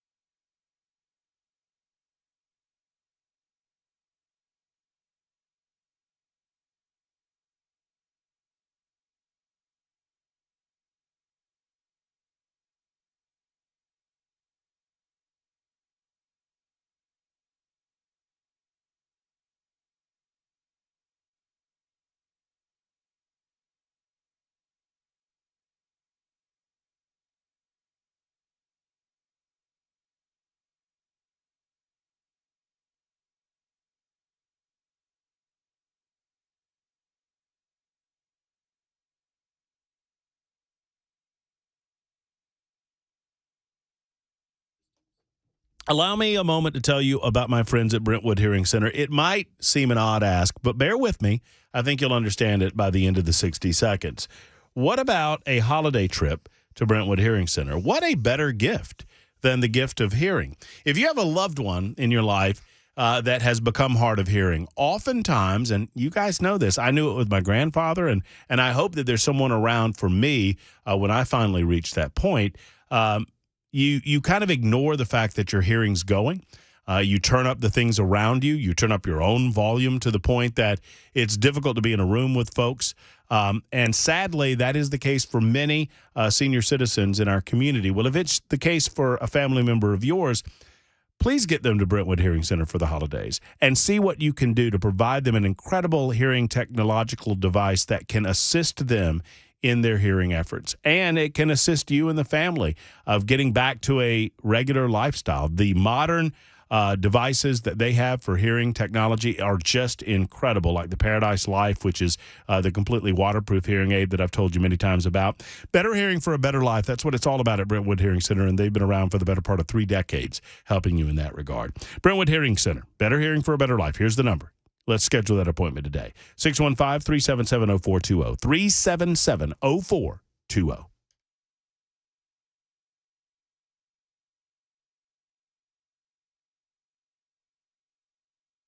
Annapolis.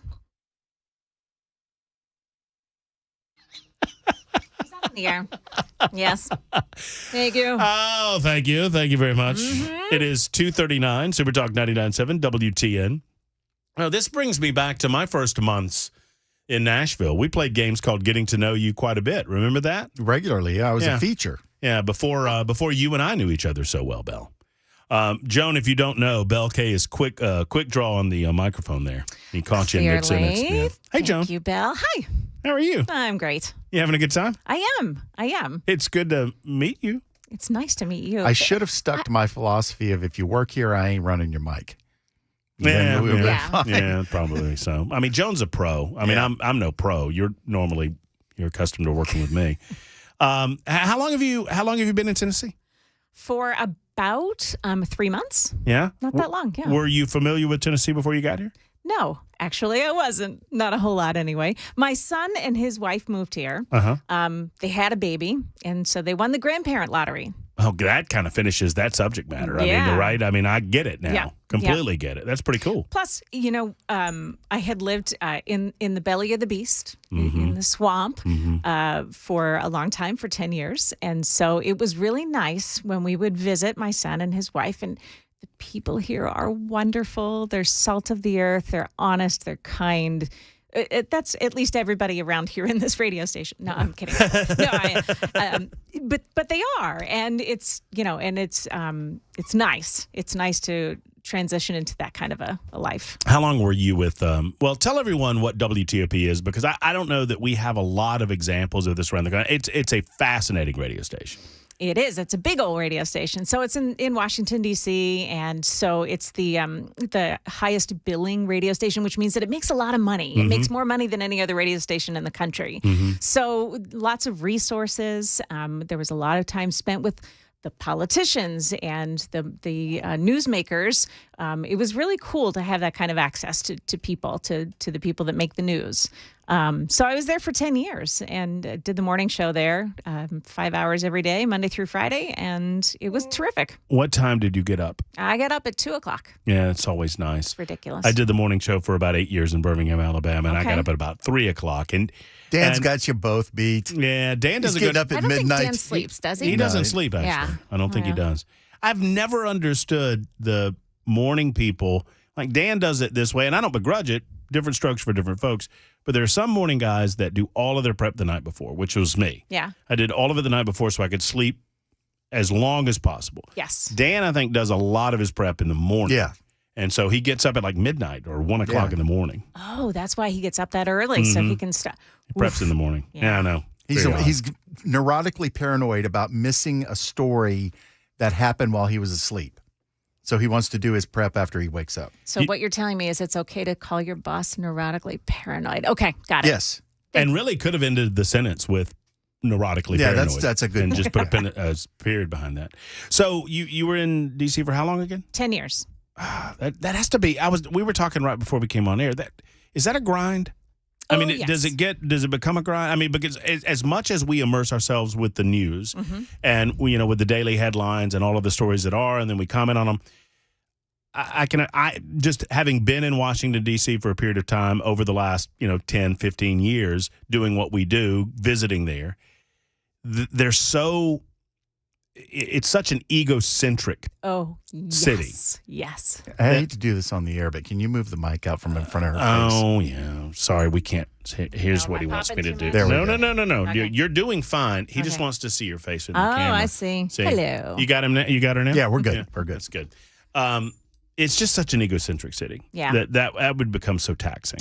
It's not just the ego part of it, but it's also that everyone is privileged in their own box. So,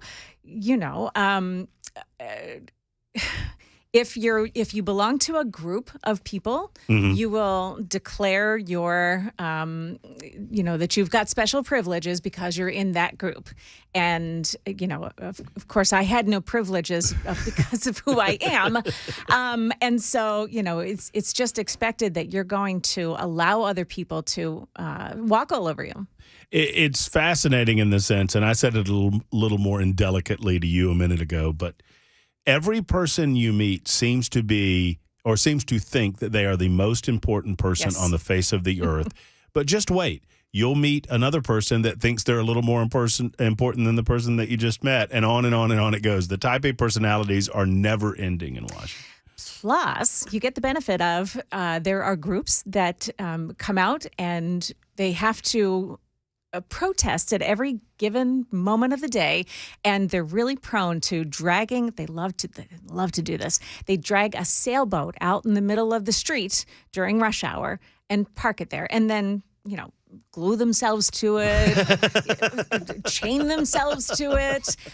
A sailboat. So that it's the most difficult thing in the world to travel around that city as well. Where do you live now? Now I live down in Coffee County, in a very quiet area, nice and serene. There's when I open the door in the morning, there's cows across the street. That's nice. I love it. I love it. That's nice. They don't moo nearly as loudly as Washington D.C. That's correct. It must be nice. You mentioned that right before we came back on that you're not necessarily what you would call a city girl. Not a city girl. No. Yeah. No. So what I was starting to say is that when I was working in D.C., I lived in Annapolis because I love the boats and the Chesapeake, and it was just beautiful. Right. Where did you grow up? In a little town called Summers Point, New Jersey. I'm a South Jersey girl. That's the garden part of the Garden State, right? That's exactly right. I'm impressed that you know that. Well, kudos to you. Well, I mean, most people think of New Jersey, they think of Newark. Yes. And much like New York State, they think of New York State, they think of New York City, and they think everything about New York State is New York City, and it's not true. It's not. Or Pennsylvania, the description I always said about, for those that don't know the Northeast very well, is Pennsylvania is Pittsburgh on one side, Philadelphia on the other side, and Alabama in the middle. Yes, right? It is true. It's true. So, thank you for being on board. It's wonderful to have you. You're so good at what you do. We feel like we need to elevate our game now that you're around. No, I love this. I love this. Is there anything that you want to know about Tennessee since you've been here? I mean, do you feel like you've kind of gotten yourself immersed in the... For the most part, yeah. It's funny because my son lives in Murfreesboro, so we get to see the suburban part of it. And we live in the rural part of it. And we travel to Nashville to have fun. So, we're getting used to all of that. Get a little something for everybody. Yeah. I mean, right? Did she know Brian Wilson from D.C.? I knew of him. We never worked together. But yeah, I of course knew him. So you got this job just because you bumped into Ken at a Wendy's, right? Ken Weaver.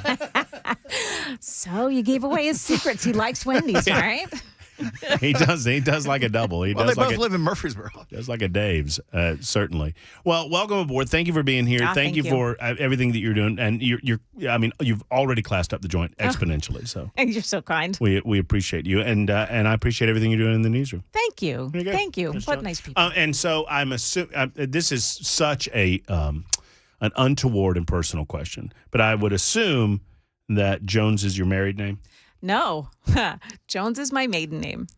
See, this is why you don't assume things. This is why you should never assume something about somebody that you just met. I lived with that and was teased about that my whole. Did you talk to your parents about it? Murphy. I did. Well, that's true. Yeah. Well, that would be like, but if your name was Murphy, well, my first name's really Richard. To you, so very much to me. So, did you ever ask your parents? Oh yeah. And yeah, so we were all named. There were 4 children, and we were all named a J. Okay. So were you the last? I was next to last. Okay. Yeah. And so they just thought They liked me. I mean, Joan Jones. That's just I'm not judging it. Yeah. I like it. I think it's good. It sounds great on the radio. It's unusual. Yeah. It's memorable. It's memorable. Certainly. Yeah. Yeah. But it does remind me if my parents had named me Murphy. It makes me think of that. Murphy. Murphy. Yeah. That actually has a kind of a ring to it as well. It works. Well, Joan, thank you. You betcha. Thank you. All right. We've got a quick time out. Joan's going to come back with a little news tease, and we'll talk with Brian Wilson about what's going on the drive this afternoon with Brian Wilson. We'll be back in a moment. It's 2:49. Super Talk 99.7 WTN.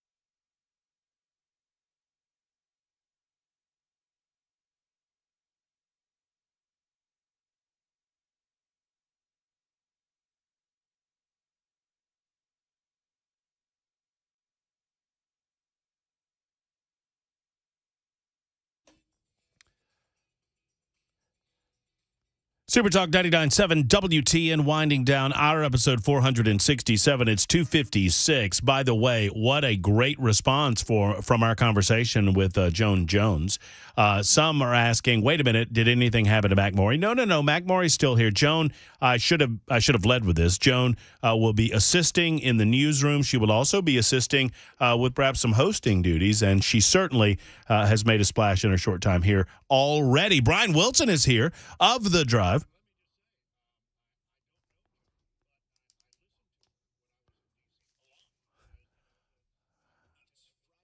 Oh.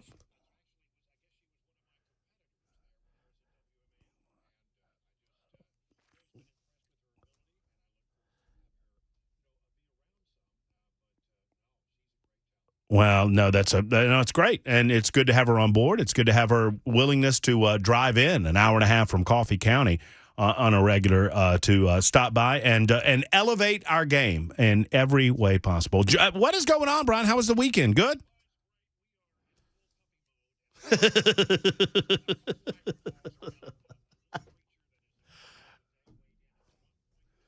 Aw.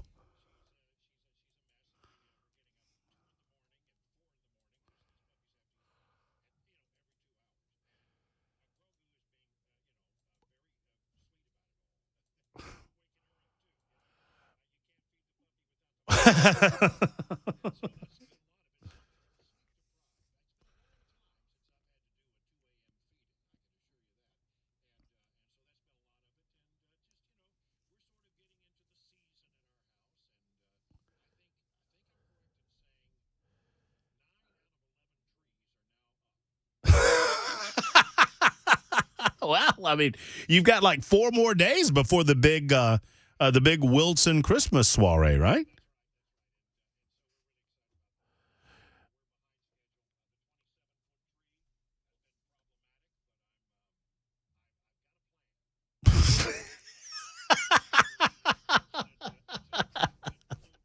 What?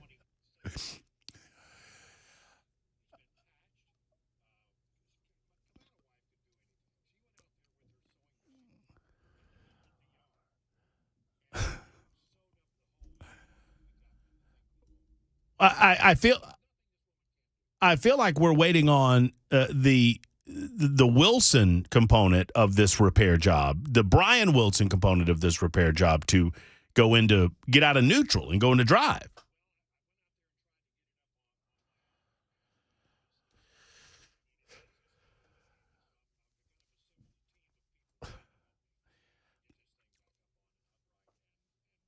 Well, look, it's just a hop, skip, and a jump from Mount Juliet to Watertown. You say the word.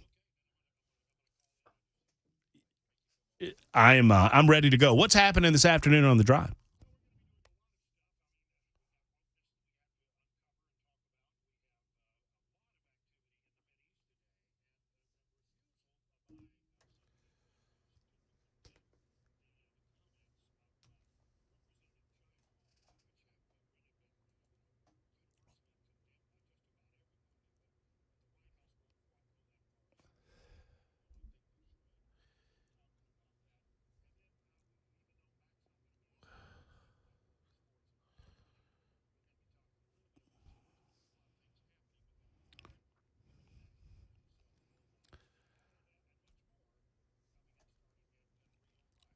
Looking forward to it right after Joan Jones delivers a few headlines for us. Brian Wilson will be along with the drive. I'll be listening, and I certainly hope you are. Have a wonderful afternoon, folks. We're back in about 21 hours, bright and early at high noon for another edition of the Matt Murphy Show. Until then, have a wonderful afternoon. Enjoy the drive. Hug your loved ones. So long, folks.